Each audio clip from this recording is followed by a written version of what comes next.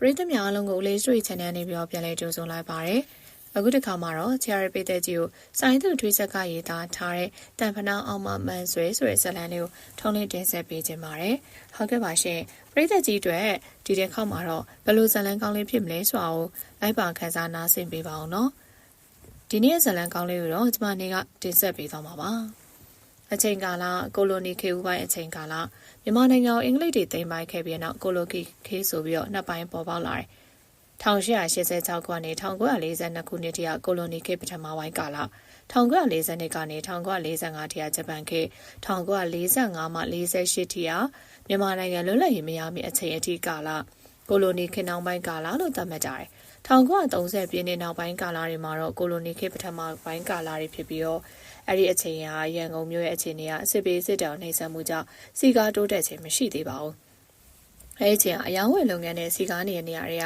ကကြောက်တရာပပဲတန်းတိန်ကြီးစီလဟပြင်းစီလာတာကုံစီတန်းလမ်းမတော်တရုတ်တန်းကီလီမော်တင်စားတဲ့နေရာတွေဖြစ်ပါတယ်။အဲ့ဒီနေရာတွေကိုရန်ကုန်မြို့လယ်နေရာလို့သတ်မှတ်တဲ့ဗိုလ်တထောင်မင်္ဂလာတောင်ညွတ်ဗဟန်းအလုံးကြီးမြနိုင်စားတဲ့နေရာတွေမှာတော့မြို့စုံရက်ကွယ်လို့သတ်မှတ်တယ်။လူနေထိုင်မှုတွေမများသလိုအယောင်ဝယ်ရလည်းမကောင်းပါ။ပဇွန်တောင်ကိုတလစ်စမ်းချောင်းမြင်းဒီကုန်းမယန်းကုန်းစားတဲ့နေရာတွေကအစင်ကြေပုံရက်ကွယ်လို့သတ်မှတ်ခဲ့ပြီးကိုလိုနီခေဦးကာလမှာတောင်ကလာမြောက်ကလာတာဂေတာနဲ့မြောက်တကုံတောင်တကုံလို့မပေါ်သေးပဲနဲ့ရန်ကင်းနယ်နဲ့မရဲ့ဟိုဘက်မှာလဲကွင်းနေရှိပါတယ်။ကဘာအေးတရားလေးရက်ကွက်ရဲ့ဟိုဘက်မှာလဲကွင်းနေလဲကွက်တွေရှိပြီးတော့ပဇွန်တောင်ချောင်းရဲ့ဟိုဘက်ကမှာတော့လဲကွင်းတွေရှိပါတယ်။ဒေါပုံရွာဝါဆိုရွာစသည်ကိုလောက်ရှိပြီးနောက်ပိုင်းတော့လဲကွက်တွေကိုသိမ်းပိုက်လူနေရန်အကွက်ချရပြီးတော့မိမိတို့နေရာကိုတည်ဖို့အတွက်ဝါလုံးတိုင်တွေက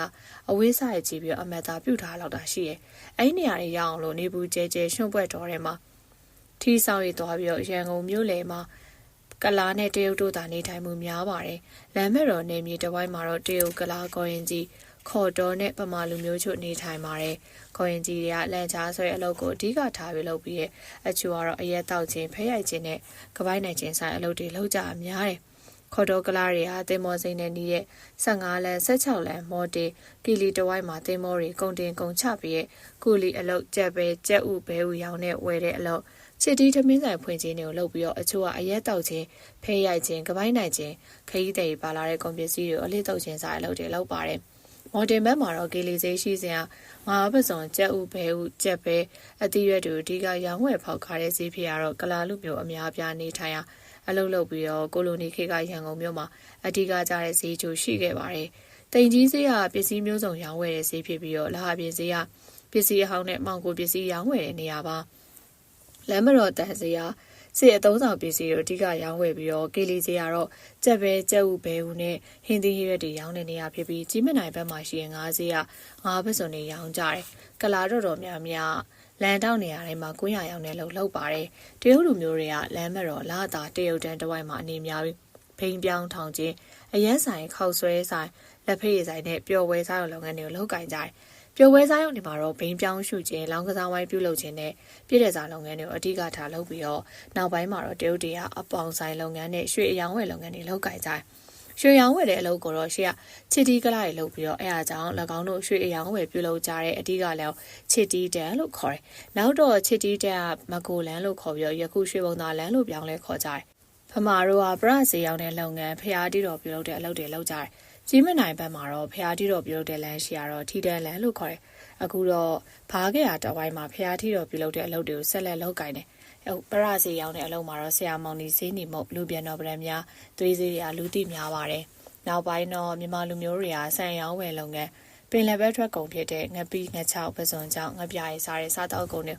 ပွဲရုံဖွင့်မျိုးရောင်းဝယ်ကြတယ်။လမ်းမတော်ကလေးတစ်ဝိုင်းမှာပွဲရုံတွေဖွင့်လှစ်ပြီးရောင်းချပါတယ်။ဒါပေမဲ့အေးချမ်းလောက်ရခြင်းတော့မရှိဘဲနဲ့လုပ်ငန်းပြိုင်ဘက်ကလာလူမျိုးလောက်ကင်နေကြတဲ့ပွဲရုံတို့မှာတော့ကလာလူမိုက်တွေမွေးထားလက်ကောင်းတို့ကနီးအမျိုးမျိုးနဲ့နှောက်ယှက်ပေးပါတယ်။နေရသင်းမောနဲ့တင်ပို့တဲ့ကုန်ပစ္စည်းတွေကိုခိုးယူခြင်းအလုသမားကုန်ထမ်းပြီးတက်လာစေရေထဲကိုတိုက်ချခြင်းရန်စပြီးရိုက်နှက်ခြင်းတွေအုပ်စုဖွဲ့ပြီးလုပ်ကြ။အဲအားကြောင့်အချို့ကဆက်မလုပ်ဝင်တော့ဘဲနဲ့ပွဲရုံပိတ်သွားတာမျိုးရှိပါတယ်။ထိုခေတ်အခြေအနေကထိုလူမိုက်တွေကမတရားပြုလုပ်တော့ပလိတ်ဖွဲ့ကိုတွားရောက်တိုင်ကြတော့လေထိထိရောက်ရေးယူခြင်းတော့မရှိပါဘူး။လူမိုက်တွေကလူမိုက်ကြီးကိုဆက်ကြီးပေးလူမိုက်ခေါင်းဆောင်လို့ခေါ်တဲ့လူမိုက်တွေကပလိတ်တွေကိုလာစဉ်ဆက်ကြီးပေးထားကြတယ်။ အဲဒီလိုအစဉ်ပြောင်းပေါင်းထားကြောင့်ပလိတ်ကမတိကျင်းညွန်ပြူပေးနေခြင်းမှာကိုလိုနီခေတ်လူမိုက်တွေအကြောင်းကိုတော့ရှေ့မှာပြောပြပေးသလိုကိုလိုနီခေတ်ပထမပိုင်းမှာတော့ပြေဝကျုံမော်အရန်မှာနေထိုင်ကြသူတွေကရန်ကုန်မြို့တက်လာပြီးတော့စီးပွားရှာတယ်အခုရခင်မြို့ဝကျုံမော်ရဲဒေတာဘက်ကိုသွားလာလို့ရေချောင်းကြီးကိုသာအားကိုရပြီးတော့အစိုးရ AR သိမ်းမော်တွေအသုံးပြုပြီးတော့ပြေးဆွဲပြီးနောက်တော့မြို့ဝကျုံမော်ဘက်နေကြသူတွေကကုန်တင်လူတင်သိမ်းမော်တွေပြေးဆွဲခြင်းစံစပါးကြိတ်ခွဲစံဆက်တွေထူထောင်ပြီးတော့စီးပွားရှာကြတယ်အချို့ကလည်းရန်ကုန်မြို့တက်လာပြီးတော့ပွဲရုံအလုပ်လုပ်တယ်ထိုထဲမှာတော့ဦးကျော်တင်တို့မိသားစုပါပါတယ်။ဦးကျော်တင်ဟာအသက်က90ကျော်ရှိပြီးတော့ဇနီးဖြစ်သူတော်များများလည်း90ဝန်းကျင်အရွယ်ရှိပါတယ်။၎င်းတို့မှာတော့သားတစ်ယောက်နဲ့သမီးတစ်ယောက်ရှိတယ်။သားဖြစ်သူခေမောင်ကျော်က25ရွယ်ရှိပြီးတော့သမီးဖြစ်သူမြလေးတင်ဟာ23နှစ်အရွယ်လောက်ရှိပါသေးတယ်။ရက်ခေက၎င်းတို့မိသားစုကမြို့ဝကျော်မော်ဘက်မှာရှိတဲ့ဖိုးကလေးမြို့မှာနေထိုင်ခဲ့ကြတယ်။ဖိုးကလေးမြို့ကန်နာတန်းမှာတော့ကုံမျိုးစုံရောင်းချတဲ့ဈေးဆိုင်ဖွင့်ပြီးစီးပွားရှာခဲ့ကြတယ်။နောက်တော့ပင်လယ်ပိုင်းဒေသမှာရှိတဲ့ကရုံကနီအေယာအမာရွာဆိုင်နေရာတွေကအသိမောနဲ့တင်ပို့တဲ့ငပိငချောက်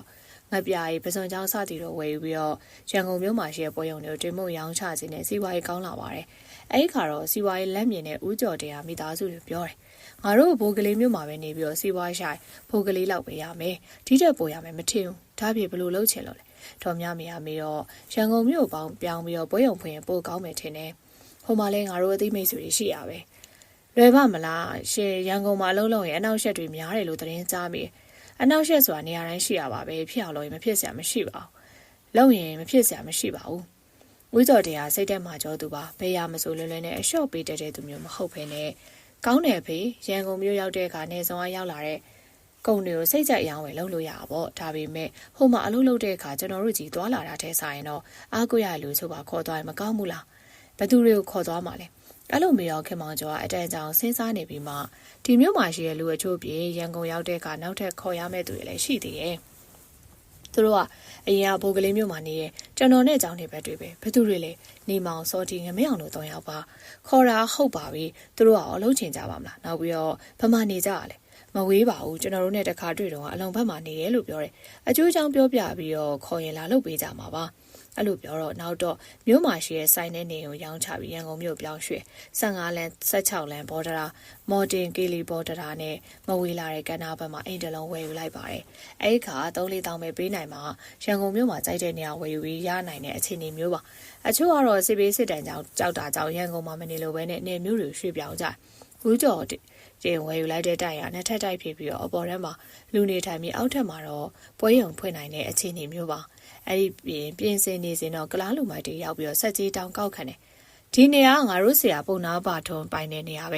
ဲဒါကြောင့်ဒီနေရာမှာနေပြီးအလုပ်လုပ်မယ်ဆိုရင်ငါတို့ဆက်ကြီးပေးရတယ်ဘာမှတော့မလုပ်ရသေးဘူးဘာကြောင့်ဆက်ကြီးပေးရမှာဦးကျော်တင်ကပြောတော့ခမရတို့ကအခုမှနေရရောက်လာကြသူတွေဖြစ်ပုံရတယ်ဒါကြောင့်ရန်ကုန်ကျောင်းမသိသေးရဖြစ်မယ်ဦးကျော်တင်ကဘာမှပြန်မပြောပဲရန်ကုန်မြို့မှာပလိတ်တွေရှိရဲဆိုပေမဲ့နေမြေတိုင်းမှာလူမိုက်ကြီးတွေတာဝန်ယူစစ်ဆေးနေတယ်ကျုပ်တို့ဆရာပုံနာပါထုံက14လမ်းမှာနေရဲဒီနေအများသူနဲ့သက်ဆိုင်တဲ့နေမြေပါအဲအားကြောင့်ဆက်ကြီးပေးရမယ်အဲ့လိုပြောတော့လဲဦးကျော်တရားမပေးဘဲနဲ့အဲအားကြောင့်မကြည့်မနေနဲ့ပြန်သွားတယ်နောက်ရက်တော့မော်တင်ဘက်မှာကတ်ထားတဲ့သင်းမော်ဘွားကုန်ပစ္စည်းတွေကိုတည်ယူရန်အတွက်အလုသမား3ယောက်ဆင်းစဉ်ကလာလူမိုက်တွေထွက်ပြီးတော့ဝိုင်းဝန်းရိုက်နေတာကြောင့်အသက်မသေးကြတော့လဲအသီးသီးတန်ဟာတန်ချက်တွေရပြီးတော့လူနာတန်းကိုပို့ပေးရတဲ့အခြေအနေရောက်ပါတယ်သူနာတန်းယခုဆေးရုံကြီးစောက်ထားတဲ့နေရာမှာရှိပြီးတော့လူနာတွေကိုဆေးကုပေးရအရေးဖြစ်တာကြောင့်သူနာတန်းလို့ခေါ်ဝကြတယ်အဲ့လိုဖြစ်တော့လေဦးကျော်တင်ကနောက်မဆုတ်ပဲနဲ့ဆက်လုပ်ရတာစူးစမ်းပါတယ်ရန်ကုန်မြို့မှာတော့အလုံကကုန်းမောင်ခေဦးကာလာပါအထင်ရှားရှိခဲ့ပါတယ်စင်ပြူရှင်မင်းလက်ထက်1968ခုဇွန်လ9ရက်နေ့မှာတော့ငလင်ပြင်းထန်စွာလောက်ခတ်မှုကြောင့်ရွှေရကုန်းစီတော်ထီတော်ပြိုကျပျက်စီးခဲ့ရတဲ့စင်ပြူရှင်မင်းကထီတော်တွေလှေလွန်ခဲ့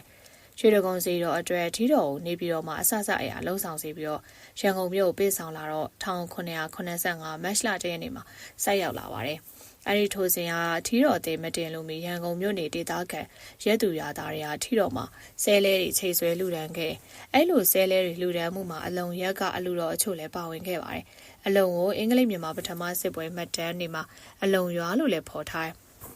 အလုံကတောအုပ်ထူထပ်မှုရှိပြီးကိုလိုဒီခေဦးကာလာမှာလူနေအင်ဂျင်ထူထပ်နေပါတယ်အလုံရက်လှိုင်မြစ်ကန်တဲ့ဘေးမှာတော့တေတော်ဟုံးတည်ရှိပြီးတော့တေလုံးတွေစူဆောင်းတင်မွေရစိတ်ကန်းလည်းရှိပါတယ်ကိုလိုနီခေဦးကတေတော်ရုံးစိတ်မှာတေလုံးတွေလေးလံတင်ရေဝင်းချတယ်1884ခုနှစ်အောက်တိုဘာလ18ရက်ရက်စွဲပါမြန်မာတန်တော်စစ်သတင်းဆောင်မှာတော့သတင်းတပုတ်ကိုတွေ့ရှိရပါတယ် ကျွန်းသစ်များအကြောင်းရန်ကုန်မြို့တွင်ကျွန်းသစ်စင်လုံးသည်တနေ့ထက်တစ်နေ့တည်း၍အကဲမြောက်လေသည်လွန်ခဲ့သောအင်္ဂါနေ့နှစ်ပတ်လောက်ကအလုံရအနောက်သစ်တော်ရုံးစိတ်တွင်ကျွန်းသစ်2500ကိုလေလံတင်ရောင်းချရာငွေ3သိန်းခန့်မြအဖိုးကျလေသည်၎င်းသစ်တွင်ရက်သစ်လည်းများစွာပါလေသည်အထက်ကာလမှာသစ်တလုံးလျင်6ကျပ်နှင့်ဝယ်ရသည်ယခုမှာတော့၎င်းလေလံတင်ဘလုတ်ဘရာသာကုမ္ပဏီနဲ့စတီးကုမ္ပဏီတို့ကအများပြားဝယ်ယူကြလေသည်ဆိုပြီးဖြစ်ပါတယ်။အလုံကူရှင်ကျောင်းယခုအထက်ကလေးအလုံမှာကိုလိုနီခေဦးကာလာထင်ရှားတဲ့စာသင်ကျောင်းတစ်ကျောင်းမှာကူရှင်ကျောင်းအမေရိကန်နှစ်ချင်းခရီးယန်သာသနာပြုအဖွဲ့က1882ခုနှစ်မေလ28ရက်နေ့မှာ United Korean အထက်တန်းကျောင်းအဖြစ်စတင်တည်ထောင်ခဲ့ပါတယ်။ထို့စဉ်ဟာကျောင်းသား18ဦးရှိပြီးတော့1894ခုနှစ်မှာကာလာကတာတက္ကသိုလ်ရဲ့ဥပစာတန်းဆောင်ပွဲအတွက်စတင်သင်ကြားပေးခဲ့ပြီးဘတ်ပါတစ်ကော်လေးလို့အမည်တွင်ခဲ့အဲနောက်1909ခုနှစ်မှာ BA တန်းကိုတိုးမြင့်ခဲ့ပါတယ်။ရင်းကျောင်းကိုတော့ကျောင်းဆရာကြီးမစ္စတာကူရှင်မစ္စတာဂျန်ယူစတင်1894-1906ကိုအစွဲပြုပြီးတော့ကူရှင်ထက်တန်းကျောင်းလို့ခေါ်ဆိုကြခြင်းမှာအလုံရက်မှာတော့ကိုလိုနီခေဦးကာလာကလေးကပန်းချံတကူပြုစုပြိုးထောင်တိဆောက်ခဲ့1860ခုနှစ်မှာရန်ကုန်မြို့မှာကွက်တိတ်တွေတိုးချဲခဲ့စရာအလုံပန်းချံကရန်ကုန်မြို့ရဲ့အနောက်ဘက်နယ်နိမိတ်ဖြစ်ခဲ့ပါတယ်။လွတ်လပ်ရေးရပြီးတဲ့ခေတ်မှာတော့ရင်းအလုံပန်းချံအာဇာနည်ခေါင်းဆောင်ကြီးတခင်မြကိုဂုဏ်ပြုတဲ့အားဖြင့်တခင်မြပန်းချံလို့အမည်ပေးခေါ်တွင်ခဲ့။တခင်မြပန်းချံအနီးဝါးရန်လန်းအလုံမှာတော့ထော်လီကွေးလို့ဆိုတဲ့နေရာတစ်ခုရှိပါတယ်။ကိုလိုနီခေတ်ကထော်လီဘက်စကား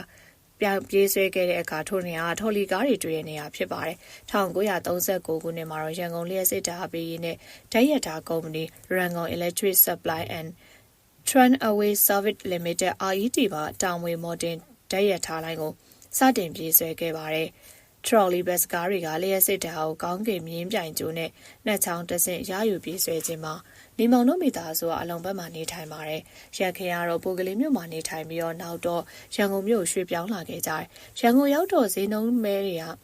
ကများတဲ့ကျုံကြီးလန်းနဲ့မဝေးတဲ့နေရာဘက်မှာခြံတန်ခြံနဲ့အိမ်တလုံးဝယ်ယူပြီးတော့နေထိုင်ကြပါတယ်။အိမ်ဟာတိုက်ခိုင်ပြင်အောင်နှစ်ထပ်အိမ်ဖြစ်တာကြောင့်ကျဲဝန်းနဲ့ခြံဝင်းထဲမှာတပ်ပင်နေရှာကြောင့်ကျေးရွာတွေမှာနေထိုင်ရတဲ့ကဲ့သို့အေးချမ်းတဲ့နေရာဖြစ်တယ်။လမ်းမထဲနဲ့လည်းမဝေးပဲနဲ့နေမောင်တို့မိသားစုက9ယောက်ရှိပါတယ်။ဥပရှင်နဲ့ဒေါ်ချင်းမီတို့ကအသက်က50ကျော်ရွယ်ရှိတယ်။ညီမောင်က25နှစ်ရွယ်ရှိပြီးတော့ညီဖြစ်သူရင်မောင်က22နှစ်ညီမဖြစ်သူနေမယာ18နှစ်ရွယ်ပါ။ရန်ကုန်ရောက်တော့ဥပရှင်ကမောင်ထော်လေးသစ်ဆက်မှာဝင်အောင်လောက်ကင်နေမောင်ထော်လေးသစ်ဆက်ဝင်ကကန္နာဘက်မှာရှိပြီးအတော်ကျဲပါတယ်။ဥပရှင်ကနေမှနေစရာပဲတစ်တော်လုံးတွေကျွမ်းကျင်စွာလောက်ကင်သူပြ။ရန်ကုန်ရောက်တော့လေသစ်ဆက်မှာဝင်အောင်လောက်ကင်တဲ့အခါအဆင်ပြေပါတယ်။အဲအားကြောင့်နေမောင်ကပါသစ်ဆက်မောင်ရောက်လောက်ကင်တော့တယ်စောထီနဲ့ငမဲအောင်တို့ကရက်ခင်ကဖိုးကလေးမြို့မှာနေထိုင်ခဲ့ကြသူတွေဖြစ်ပြီးတော့နေမောင်နဲ့ခင်မင်ကြတဲ့သူတွေပါနောက်တော့ရန်ကုန်မြို့ပြောင်းသွားပြီးတော့မောင်ထော်လေးသစ်ဆက်မှာအလုံးလုံးနေကြတယ်၎င်းတို့ကနေမောင်တို့မိသားစုတဲ့စောပြီးတော့ရန်ကုန်ရောက်ခဲ့ခြင်းမှာနေမောင်တို့ရန်ကုန်ရောက်လာတဲ့အခါ၎င်းတို့နှစ်ယောက်ကနေမောင်တို့သားဖောက်သစ်ဆက်မှာအလုံးသွင်းပေးခဲ့ခြင်းမှာမောင်ထော်လေးမှာတော့ကလာတတိတအုပ်ဖြစ်ပြီ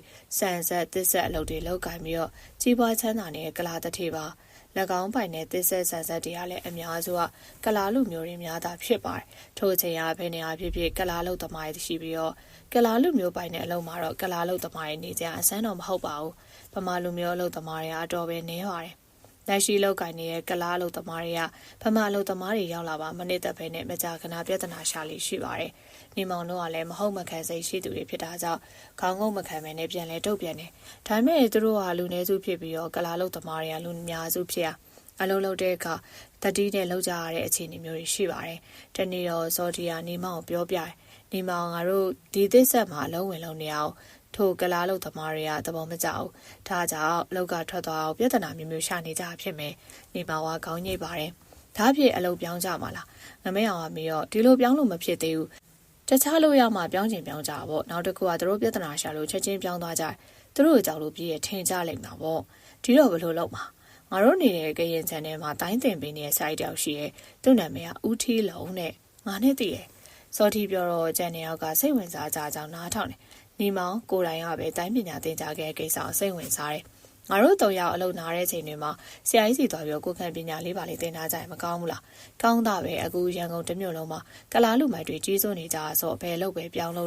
သူတို့နဲ့တွေ့ရမှာပဲအဲအားကြောင့်ဒီလိုအခွင့်အရေးရတော့ထင်တာမမားပါဘူး။ နေမောင်ကအဲ့လိုပြောတာကြောင့်နောက်ပိုင်းအလုံနာတဲ့ရက်မှာ3ယောက်သားကရင်ချန်တွင်ရှိနေတဲ့ဆရာကြီးဦးထီလုံတင်ကြားနေနေအောင်သွားတယ်ဆရာကြီးနေရဲ့ခြံကတစ်ပင်နဲ့အုပ်ဆိုင်နေရဲ့ကျဲဝလာရဲ့ခြံမှာဦးထီလုံကအသက်50ကျော်အရွယ်ရှိပြီးကျန်းခိုင်တန်ဆွဲပြီးတက်လက်ဖြတ်လိုက်တဲ့သူ၎င်းခြံထဲမှာတိုင်းပညာအစာရှိကိုယ်ခံပညာတွေလာရောက်သင်ယူနေကြတဲ့လူငယ်လူရွယ်တွေရှိပါတယ်ထို့ချံရောက်တဲ့အခါစောထီယာဆရာကြီးအကျိုးကြောင့်ပြောပါတယ်ကောင်းတာပေါ့ဒီပညာလူငယ်လူရွယ်တက်ထားတဲ့ပညာမျိုးကို့မှာပညာပြည့်စုံရင်ဘယ်သူကမှမနှိမ့်ဆက်ဝင်အဲ့လိုတူတူတုတ်တုတ်ပြောပြပြီးလက်ခံပြီးရဲ့နောက်ပိုင်းတော့နေမောင်တို့3ယောက်တစ်ဆက်အလုပ်တွေနားကြနဲ့ထိုးချန်နဲ့တွားရောက်ပြီးပညာသင်ယူကြတယ်စောထီနဲ့ငမဲအောင်တို့ကလက်နဲ့ကိုအသုံးပြုပြီးတိုက်ခိုက်ရတဲ့ဗန်ရှေလို့ခေါ်တဲ့ပညာပါထို့ဒုတ်ဓာလှန်စသည်တို့အသုံးပြုပြီးတိုက်ခိုက်ရတဲ့ပညာနေမောင်ကအဲ့လိုမဟုတ်ဘဲနဲ့လက်နဲ့မပါဘဲတိုက်ခိုက်နိုင်တဲ့ဗန်တို့ပညာကိုသင်ယူပါတယ်ဖန်တို့ပညာကလည်းမိသည့်လက်မှာအသုံးမပြုဘဲနဲ့ရန်သ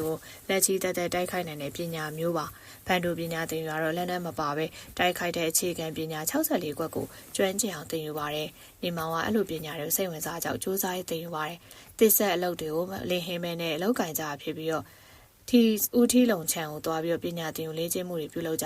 ြရက်တော်ကြတဲ့အခါတော့အတော်ပဲကျွမ်းကျင်မှုရှိလာပါတယ်တရက်တော့တစ်ဆက်ထဲမှာအလုံးလုံးနေစဉ်ကလာလုတ်သမားတယောက်ကနေမောင်အလုံးလုံးနေနေအောင်တစ်လုံးတစ်လုံးကိုတွန်းချလိုက်တယ်။နေမောင်ကတတိနဲ့လောက်ကင်နေရကြောင်းအချိန်မီထွက်သွားနိုင်ရတာအသက်ပေးအနေနဲ့လွတ်မြောက်သွားပါတယ်။အဲနောက်ထိုကလာရှိအောင်သွားပြီးမေးတယ်။မင်းဘာဖြစ်လို့တစ်လုံးကိုတွန်းချ။ငါတွန်းချမဟုတ်ဘူး။မင်းမတွန်းမဲတစ်လုံးကမကြနိုင်ဘူး။ငါလောက်တာမဟုတ်ဘူး။ဒါအောင်မကျေနပ်ဘူးဆိုရင်ဘာလုပ်ချင်လဲ။နေမောင်ကအနာလျှောက်သွားပြီးမျက်နှာကိုလက်သီးနဲ့ထိုးတော့ပုံရတာလဲကြပြီးထို့သူကပြန်မထနိုင်တော့ပါနောက်တော့အခြားကလာရောက်လာပြီးနေမောင်ကိုဒုတ်တင်နဲ့ဝိုင်းရိုက်တယ်အဲ့ဒီတရင်ကြောင့်စောထီနဲ့ငမဲအောင်တော့ရောက်ပြီးတော့နေမောင်ဘက်ကဝိုင်းဝန်းတိုက်ခိုက်ကြပြီးကလာလို့သမားအတော်များများတရားတစ်ဆက်တည်တည်ရပြီးတော့ထိနာပါတယ်နောက်တော့အုပ်ချုပ်သူတွေကကိုယ်ဆက်လေတွေရောက်လာတယ်၎င်းတို့ကကလားလူမျိုးဖြစ်ရတော့နောက်ဆုံးနေမောင်တို့3ယောက်ကိုအပြည့်ရှိရဲလို့ဆိုပြီးတော့အလုပ်ထုတ်ပြလိုက်တယ်။အဲဒီခါဥပါရှယ်ကထိုအလုပ်ကိုမလုပ်လို့တာကြောင့်တစ်ဆက်လောက်ကထွက်လိုက်တော့တယ်။နေမောင်ကတော့လုံးဝဝိုင်းမနေပါဘူး။တိုင်းသဘာသားတွေလောက်မှအလုံးလုံးနေရအထက်ဆိုင်တဝန်တက်ခါအတွက်တင့်တော်တဲ့အလုပ်ပဲစိတ်ချမ်းသာမှုရတယ်လို့တွေးတော်စဉ်းစားမိတစ်ဆက်တို့အလုံးမစင်းရတဲ့ခါတော့ဦးထီလုံချအောင်အချိန်ပြည့်သွားပြီးပညာသင်ကြားရတော့လာနေငယ်ကြတော့ကျွမ်းကျင်တဲ့အစဉ်ကိုရောက်ကြတယ်။တနေ့တော့နေမောင်တို့နေကိုခင်မောင်ကျော်ရောက်လာရခင်ကရောက်ဘူးချင်းမရှိပဲနဲ့ယခုကမေးမြန်းဆောင်ဆန်ပြီးရနောက်လာရောက်ခြင်းမှာခင်မောင်ကျော်နဲ့ဘိုးကလေးမြို့မှာနေစဉ်ကတိကျွမ်းပြီးတော့အเจ้าနေပဲလည်းဖြစ်ခဲ့ပူပါတယ်မြို့မှာနေစဉ်ကရင်းနေပေါင်းသိဆက်ဆံတာမျိုးမရှိခဲ့တော့လဲတမျိုးတရွာတဲ့နေခဲ့ကြသူအချင်းချင်းအခြားမြို့ရအရဲဒေသတွေမှာပြန်တွေ့တော့ကိုမြို့သားကိုရသားဆိုတဲ့အတီးကြောင့်ခင်မေရင်းနေစွာပေါင်းသိဆက်ဆံကြတယ်ခင်မောင်ကျော်ပါလားဘယ်ကနေဘလို့ရောက်လာထိုင်ကွာခင်မောင်ကျော်အိမ်မော်ခေါ်တော့နေရာထိုင်ခင်းပေးရင်ထပ်မေးပေးအခုမင်းတို့မိသားစုဘိုးကလေးမှာပဲလားအရင်တစ်ခေါက်တွေ့တော့ရန်ကုန်ပြောင်းတယ်လို့ပြောသွားတယ်မဟုတ်လားငါတို့ရန်ကုန်ပြောင်းလာတော့ကြပါပြီကနလက်ဘက်မှာပွေးရုံဖွင့်ထားတယ်ကောင်းတာပေါ့ကွာမင်းရောဘာတွေလုပ်နေလဲနေမောင်ငါရဲ့စောတိနဲ့ငမဲအောင်တော့အရင်တော့မောင်ထော်လေးတစ်ဆက်မှာလှုပ်တယ်အဲ့လိုပြောပြီးတော့အခုမလှုပ်တော့ဘူးလားလောက်ရအဆင်မပြေလို့တော့အောင်စလုံးထွက်လိုက်ကြတာတိတ်တောင်မကြသေးဘူးထိုစကားကြတော့ခင်မောင်ကျော်ရဲ့မျက်နှာပေါ်ကကျေနပ်မှုအရေးအောင်နဲ့ရှက်တန်းသွားလာတယ်အစင်သိလိုက်လေကွာငါလာတာမင်းကိုအကူကြီးတောင်းစရာရှိလို့ပဲဘလို့အကူကြီးမျိုးပေးရမှာတခြားတော့မဟုတ်ပါဘူးငါတို့ပွဲရုံမှာလူလုံးနေအဲ့ဒါမင်းလာလှုပ်ပေးပါကုံထမ်းနေတဲ့အလုပ်လားဟုတ်ပါဘူးကုံထမ်းတာအလုပ်ကျန်းသမားတွေရှိပါတယ်မင်းတို့ကကြီးကြပ်ပြီးတော့မှစောတီနဲ့ငမဲအောင်တို့ပါခေါ်ခဲ့ရမလားသူတို့ပါဝင်လို့ရင်ပိုကောင်းတာပေါ့အဲ့လိုပြောတဲ့အခါဒီမှာအတော်ကြောင်စဉ်းစားနေပြီးတော့မှမေးပါတယ်မင်းတို့မှာဘလို့အခက်အခဲတွေရှိနေလို့ငါ့ကိုပြောပြပါထို့အခါတော့ခင်မောင်ကျော်ကသူတို့မှာရန်ကုန်မြို့ရောက်တာမကြသေးတာကြောင့်ကလာလူမိုက်တွေအမျိုးမျိုးနှောက်ယှက်ပြီးဒုက္ခပေးနေကြပုံတွေပြောတယ်နေမောင်ကအဲ့ဒီစကားကြတော့မှသဘောပေါက်သွားပါတယ်ကောင်းပြီလေမင်းတို့မှာအခက်အခဲရှိနေတာဆိုတော့ငါစောတီနဲ့ငမဲအောင်တို့အကျိုးအကြောင်းပြောပြပြီးတော့ခေါ်လာခဲ့ပေးပါမယ်ကျေးဇူးတင်လိုက်တာကွာကျေးဇူးတင်စားမလို့ပါဘူးကွာမင်းနဲ့ငါတို့နေရာတမျိုးတည်းသားချင်းတွေပဲတယောက်မှအကြောင်းရှိတယောက်ကဒီလိုပဲကူညီပေးရမှာပေါ့ဖက်ရုံနာမည်ကဘာလဲမုံမခပွဲရုံလို့နာမည်ပေးထားတယ်မော်တေနာတက်ဆိုင်မက်လာနေမှာပါဒါဖြစ်စိတ်အေးထားပြီးသားပြန်ပြီးတော့မနေ့ပြန်ငါတို့တို့ရောင်လာခဲ့ပါမယ်အဲ့လိုပြောမှခင်မောင်ကျော်လဲစိတ်သက်သာရသွားဟဲ့နဲ့အားလုံးနှုတ်ဆက်ပြီးတော့ပြန်သွားရတယ်သူပြန်သွားတော့မှနေမောင်ကစောတိနဲ့ငမဲအောင်တို့နေအောင်နဲ့တွေ့ပြီးအကျိုးအကြောင်းပြောရနေအောင်စလုံးအလုံးလုံးရဲ့သဘောတူတယ်ခင်မောင်ကျော်ပွဲရုံပြောင်းလာတော့ဦးကျော်တရားစိတ်ပူနဲ့အမူအရာနဲ့မေးတယ်မင်းရဲ့တငယ်ချင်းတွေနဲ့တွေ့ခဲ့ရလားတွေ့ခဲ့ပါတယ်ဖေသူတို့ကဘာပြောလိုက်လဲမ နေ့ဖြန်သူတို့လာခဲ့မယ်လို့ပြောလိုက်တယ်အဲ့ဒီစကားကြောင့်မိသားစု3ယောက်တော့စိတ်သက်သာရင်ရသွားတယ်မြာလေးတရဲ့စိတ်ထဲတော့အနေငယ်လှုပ်ရှားနေကျောင်းနေစဉ်ဟာနေမောင်တို့နဲ့အတဲမတူအားကြောင့်နေမောင်တို့နဲ့တွေ့ဝမြင်မှုယုံသာရှိခဲ့ပြီးခင်မင်းရင်းနှီးမှုမရှိခဲ့ပါယခုတော့မိမိတို့ပွဲရုံမှာလာရောက်ပြီးတော့အလုပ်လုပ်ပေးမယ်ဆိုတဲ့အခါစိတ်ထဲမှာအနေငယ်လှုပ်ရှားခြင်းဖြစ်တယ်နောက်တစ်နေ့နဲ့ပိုင်းကလည်းနေမောင်စောတင်ငမဲအောင်တို့3ယောက်မုံမကပွဲရုံရောက်လာတယ်တာမန်အဝေစားရတာဝေးစင်လာခြင်းမှာနေမောင်မင်းတို့ရောက်လာငါတကယ်ပဲဝမ်းသာပါတယ်အဲ့လိုပြောပြီးတော့ခင်မောင်ကျော်မိခင်ဖခင်နေတဲ့တာမကမြလေးတင်နေမှာမိတ်ဆက်ပေးရမြလေးတရားပြုံးပြုံးထားနောက်မှပွဲရုံမှာအလုံးလုံးနေတော့အလုသမားတွေနဲ့တွေ့ပြီးအလုသမားတွေကစုစုပေါင်း6ယောက်ဖြစ်ပြီးဖမလူမျိုးက3ယောက်ကလားလူမျိုးက3ယောက်ပါဖမအလုသမား3ယောက်ကကိုထွန်းခတာခင်နဲ့မောင်ရွှေတို့ဖြစ်ပြီးတော့ကလားလုသမား3ယောက်တို့ကစာမီဂျာတို့နဲ့ဟာရှင်တို့ပါတော်လောကလူမိုက်တင်ရန်စာပြီးအရိုက်နဲ့ခိုင်2ယောက်တို့ကစာမီနဲ့ဂျာတို့၎င်းတို့ကနောက်ထပ်3ယောက်ရောက်လာကြအတော်ပဲအားရှိသွားဟဲ့နဲ့ဦးကျော်မှာကလားလူမိုက်နှိမ့်ဆက်တာခံနေရတဲ့အချိန်လူရဲ3ယောက်ထက်လာကြအတော်ပဲစိတ်သက်သာရသွားတယ်တစ်ဖက်ကလည်းကလားလူမျိုးတွေရဲ့နှိမ့်ဆက်မှုတောင်မခံနိုင်တာကြောင့်ပြန်ပြေးသွားမှလည်းတွေးပူနေမိရဲ့နေမောင်တို့3ယောက်ရောက်လာတဲ့အချိန်မှာတော့မနက်ပိုင်းအချိန်ဖြစ်ပါတယ်ကျောင်းဝက်မြဝကျုံမော်ဘက်မှလာတဲ့တင်မော်တွေဆိုက်ရောက်ရဲ့အချိန်လေးဖြစ်တယ်။ AR တင်မော်တွေကမော်တေစိတ်ကဲဘော်ဒနာမှာကပ်ပြီးတော့ဂျားတင်မော်လို့ခေါ်တဲ့ပုဂ္ဂလိကပိုင်နှစ်ထပ်တင်မော်တစ်ထပ်တင်မော်တွေကလမ်းမတော်ညောင်မင်းလေးစီးနဲ့နီးတဲ့15လမ်း16လမ်းဘော်ဒရာတွေကပ်ဆိုင်ပါတယ်။ပတ်သိမ်မြောင်မြဖျားပုံပူကလေးမော်ကျွအိမ်မဲလက်ပုတ်တာရွှေလောင်းစားတဲ့မြဝကျုံမော်ဘက်မှာရှင်မျိုးတွေကတင်မော်စိတ်တွေဆောင်းလင်းစွာဝင်ရောက်တဲ့အချိန်ထိုအချိန်ကမြဝကျုံမော်ဘက်ကိုခီးသွားလို့ပါတင်မော်နဲ့သွားလာပြီးတင်မော်လိုင်းတွေကခေကောင်းတဲ့ကာလာလည်းဖြစ်ခဲ့ပါတယ်ထိုတင်မော်ရဲ့လူလဲစီကုန်ပစ္စည်းလည်းတင်ပေါ်ရတယ်စံကြက်ပဲကြက်ဥဘဲဥငါးဘက်စုံနဲ့ငပိငချောက်အုံတီငပြောတီစားတဲ့ဒေတာထွက်ကုန်တွေတင်မော်နဲ့တင်ပို့ကြတယ်အုံတီငပြောတီတွေကရောင်းချနေအောင်တည်ယူတယ်ဝါဘက်စုံစားတီတို့ကကြီးမနိုင်90ကိုပို့တယ်စံရင်တီကိုတော့စံပွဲုံတွေကလာရောက်တည်ယူပြီးတော့ကြက်ပဲထည့်ထားတာချင်းကြက်ဥဘဲဥထည့်ထားတဲ့တစ်တာတွေကိုကီလီစီးတို့ပို့ပါတယ်အပီးငှက်ချောက်ပစွန်ကြောက်တွေကိုကန်နာတဲ့ဘက်မှာရှိပွဲရုံတွေကလာရောက်တယ်ပြီးထိုအချိန်တော့ခီးတယ်တွေကကုန်တင်ကုန်ချအလုပ်သမားတွေရှုပ်ထွေးလာရတော့အလေးတုပ်သူတွေကပိုင်းနိုင်သူလည်းပေါ်ပါတယ်ကပိုင်းနိုင်သူကများစွာဖွဲ့လိုက်ခြင်းရှိရဲ့လက်ကောင်းတို့ဖမ်းမိရတော့မလွယ်လာပါကပိုင်းနိုင်လူစိုးလူမိုက်တွေကလူမိုက်ကောင်းဆောင်တွေကိုဆက်ကြီးပေးထားကြပလိတ်ကလည်းလာမှဖက်မှာဘာကြောင့်လဲဆိုတော့လူမိုက်ကောင်းဆောင်တွေကပလိတ်ရာရှိတွေကိုလက်ထိုးတာကြောင့်ဖြစ်တယ်အဲဒီချိန်ကလမ်းမတော်နဲ့ကီလီတဝိုက်လူမိုက်ကြီးနှစ်ယောက်တို့ကနေမြေခွဲပြီးစီမံနေ15လမ်းမတော်လာတာတရုတ်တဲတစိုက်ကိုလမ်းမတော်ဖိုတိုကစီမံခန့်ခွဲတဲ့သူ့ပိုင်နက်ပါပပယ်ရန်ကြောက်တတာဘက်ကကလာလူမိုက်မက်စတီကန်ရှိတဲ့အရှိပိုင်းပူတထောင်ဘက်မှာပူတထောင်ငမိုးနဲ့မမဆာဆိုတဲ့ကလာလူမိုက်ကကြီးစိုးထားတယ်လမ်းမတော်ဖိုတိုက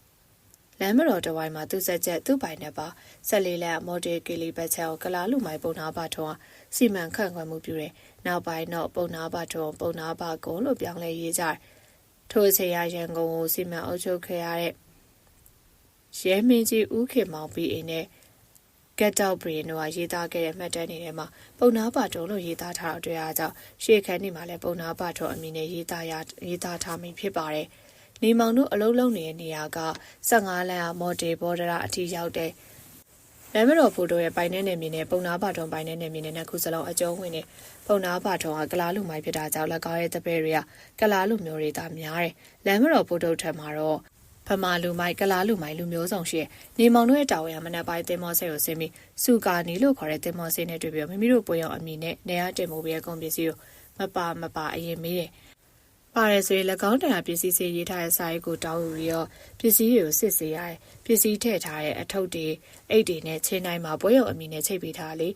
းဘယ်ကပ်ပါပါတယ်အချို့ကအိတ်ပေါ်မှာမှန်ကားနဲ့ရေးထားတယ်ကုန်ပစ္စည်းတွေတယောက်ကတင်မောထဲမှာစောင့်ရတယ်တယောက်ကဗော်ဒါပေါ်မှာတယောက်ကကမ်းပေါ်မှာစောင့်ပြီးပွဲရုံလုံးသမားတွေကိုတဲ့တင်ခိုင်းရတယ်အလုပ်သမားတို့ကိုထုံကတာဝန်ယူပြီးမေးခိုင်းတော့တင်မောပေါ်ကုန်ပစ္စည်းတွေကမ်းပေါ်ရောက်တော့မှလူတွေအသုံးပြုပြီးတော့ပွဲရုံရောက်အောင်တည်ယူကြတယ်ပွဲရုံရောက်သွားပြီးရင်တော့ညီမောင်တို့တော်ရတဲ့တာဝန်မရှိတော့ပါသို့တော်ဒီတိုင်း time နေပဲလိုအပ်တဲ့အလုပ်တွေကိုဝိုင်းကူလုပ်ပြီးပစ္စည်းအမျိုးမျိုးအလိုက်ခွဲခြင်းပြုပြင်စရာရှိပါပြုပြင်ခြင်းနေပွဲရုံနေတင်ပွင့်ရအထုပ်ပို့ခြင်းရန်ကုန်မြို့တွင်နေမမိတ်အတွင်ဖွင့်ထားတဲ့ဆိုင်တွေကဖောက်တယ်လာရောက်ဝယ်ပါရောင်းချပေးခြင်းတင်ကြီးသေးရှိဆိုင်တွေကိုပို့ပေးရအလုပ်တွေကိုဝိုင်းကူပြီးညနေပိုင်းရောက်တော့အယောင်ဝယ်ကိစ္စတွေနေကိုတင်ပို့တဲ့ကိစ္စတွေပြီးသွားပြီညနေဘက်မှာတော့နေကိုပြန်ထွက်မဲ့တင်မော်တွေကုန်ပစ္စည်းပုံငွေတွေဆင်းပို့ရတယ်ထိုအချိန်တော့ခင်မောင်ကျော်ကကိုယ်တိုင်ဆင်းပို့ရနေမောင်အဖော်လိုက်ပေးရတယ် နေရွေမှာမြည်သည့်တင်မော်ရီယာညနေ4 နာရီ6 နာရီတွင်ပြန်လည်ထွက်ခွာရာထိုအချိန်မတိုင်ခင်ဆင်းပို့ရတဲ့ငွေနဲ့တူကုန်ပစ္စည်းတွေပါတဲ့စာရီထည့်ပေးရပါတယ်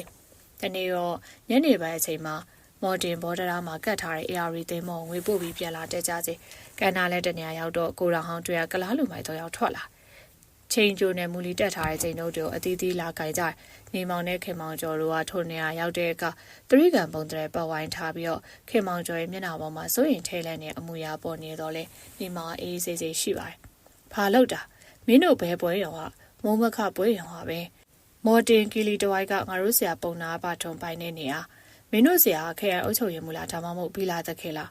မင်းဘာပြောတာပုံနာပါထုံးစွမ်းနေမျိုးမကြဘူးလားပုံနာပါထုံးလည်းမသိဘူးချစ်တီးပါထုံးလည်းမသိဘူးအဲ့စကားကြတော့ကလားလူမိုင်း3 ယောက်ကအတော်ပဲဒေါသထွက်ရနဲ့ရှူရှူရှာရှာဖြစ်တော့အချို့ကလက်နဲ့ပြည်နေပါတယ်ဒီစကားပြောတာမင်းငါတို့ဆရာကြီးကိုစော်ကားနဲ့အတူတူပဲမင်းတို့ဒီနေ့မှာမြေပြင်အလုပ်လုပ်ချင်ရင်ငါတို့ကိုစက်ကြီးပေးရမယ်မပေးရင်ဘာလုပ်မှာလဲမပေးရင်ဟိုတခါတော့ငါလိုပဲသူနာရန်ရအောင်ပို့ပေးရတော့မှာပေါ့အဲ့လိုပြောတော့အနားမှာရှိနေသူကတန်မိုလီကောင်းတက်ထားတဲ့ကျိန်တုံးနဲ့ရှေ့ရဝင်ရိုက်တယ်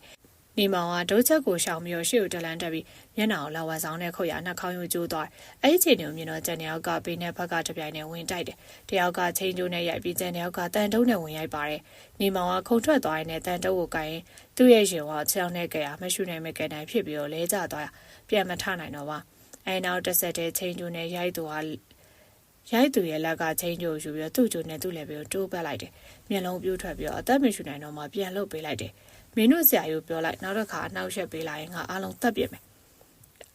အဲ့လိုပြောပြီးတော့2 ယောက်သားထိုနေရာနေဆက်လျှောက်လာပါတယ်ကလားလူမိုင်3 ယောက်လဲနေနေအောင်ထိုနေရာတစ်ဝိုင်းမှာအလုံးလုံးနေကြသူတွေရောက်လာပြီးတော့ဝိုင်းအုံကြည့်နေကြတယ်အခြေချေတီတိုးပြောဆိုတဲ့နေလဲထွက်နေပုံနာပါထွန်းတပည့်တွေမဟုတ်လားဘယ်သူတွေစော်သွားလဲဟိုဘက်နားမှာဖွင့်ထားတဲ့ပွဲရုံကဗမာတယောက်ပဲဟင်လူတယောက်ကိုတော့သူတို့3 ယောက်ကမနိုင်ဘူးလားအမေခံသူကခေါင်းခါတယ်နောက်တော့ကလားလူမိုင်ကျိုထက်ရောက်လာတယ်တရားရသူတွေကိုထက်ယူသွားတယ်အချိန်ကနေဝင်ချိန်ရောက်နေပါပြီရန်ကုန်မြစ်တွင်းမှာတော့နေဘက်ကိုပြန်ထွက်သွားကြသိမောအော်ဆွဲတဲ့နေရအဆက်မပြတ်ပေါ်ထွက်လို့နေပါတော့တယ်နောက်တရက်တော့လူတဲ့စုကမုံမခအရွာပွဲရုံရှိကိုရောက်လာတယ်ပုံနာပတ်တုံခေါင်းဆောင်လာတဲ့လူမိုင်အချို့ပါလက်ကောင်းတို့ရောက်လာတဲ့အချိန်ကအလုတ်သိမ်းပြီးစားညနေပိုင်းအချိန်ပုံနာပါထုံတို့ဘွဲစုစုပေါင်း6 ယောက်ထက်မြောင်ချင်းကျိုထုတ်တန်မူလီကောင်းတက်ထားတဲ့ချိန်တို့အတီးတီးကင်ထားတဲ့အဲ့နေရာတဝိုင်းနေကြသူတွေကမော်တင်နဲ့လမ်းမတော်တဝိုင်းမှာကြီးစိုးနေတဲ့လူမိုက်ပုံနာပါထုံနဲ့တပည့်ရောက်လာမြင်ကြတဲ့အခါမုံမခပွဲရုံမှာရှိနေသူတို့ဒုက္ခရောက်တော့မယ်လို့ထင်တယ်ထိုနေရာမှာတော့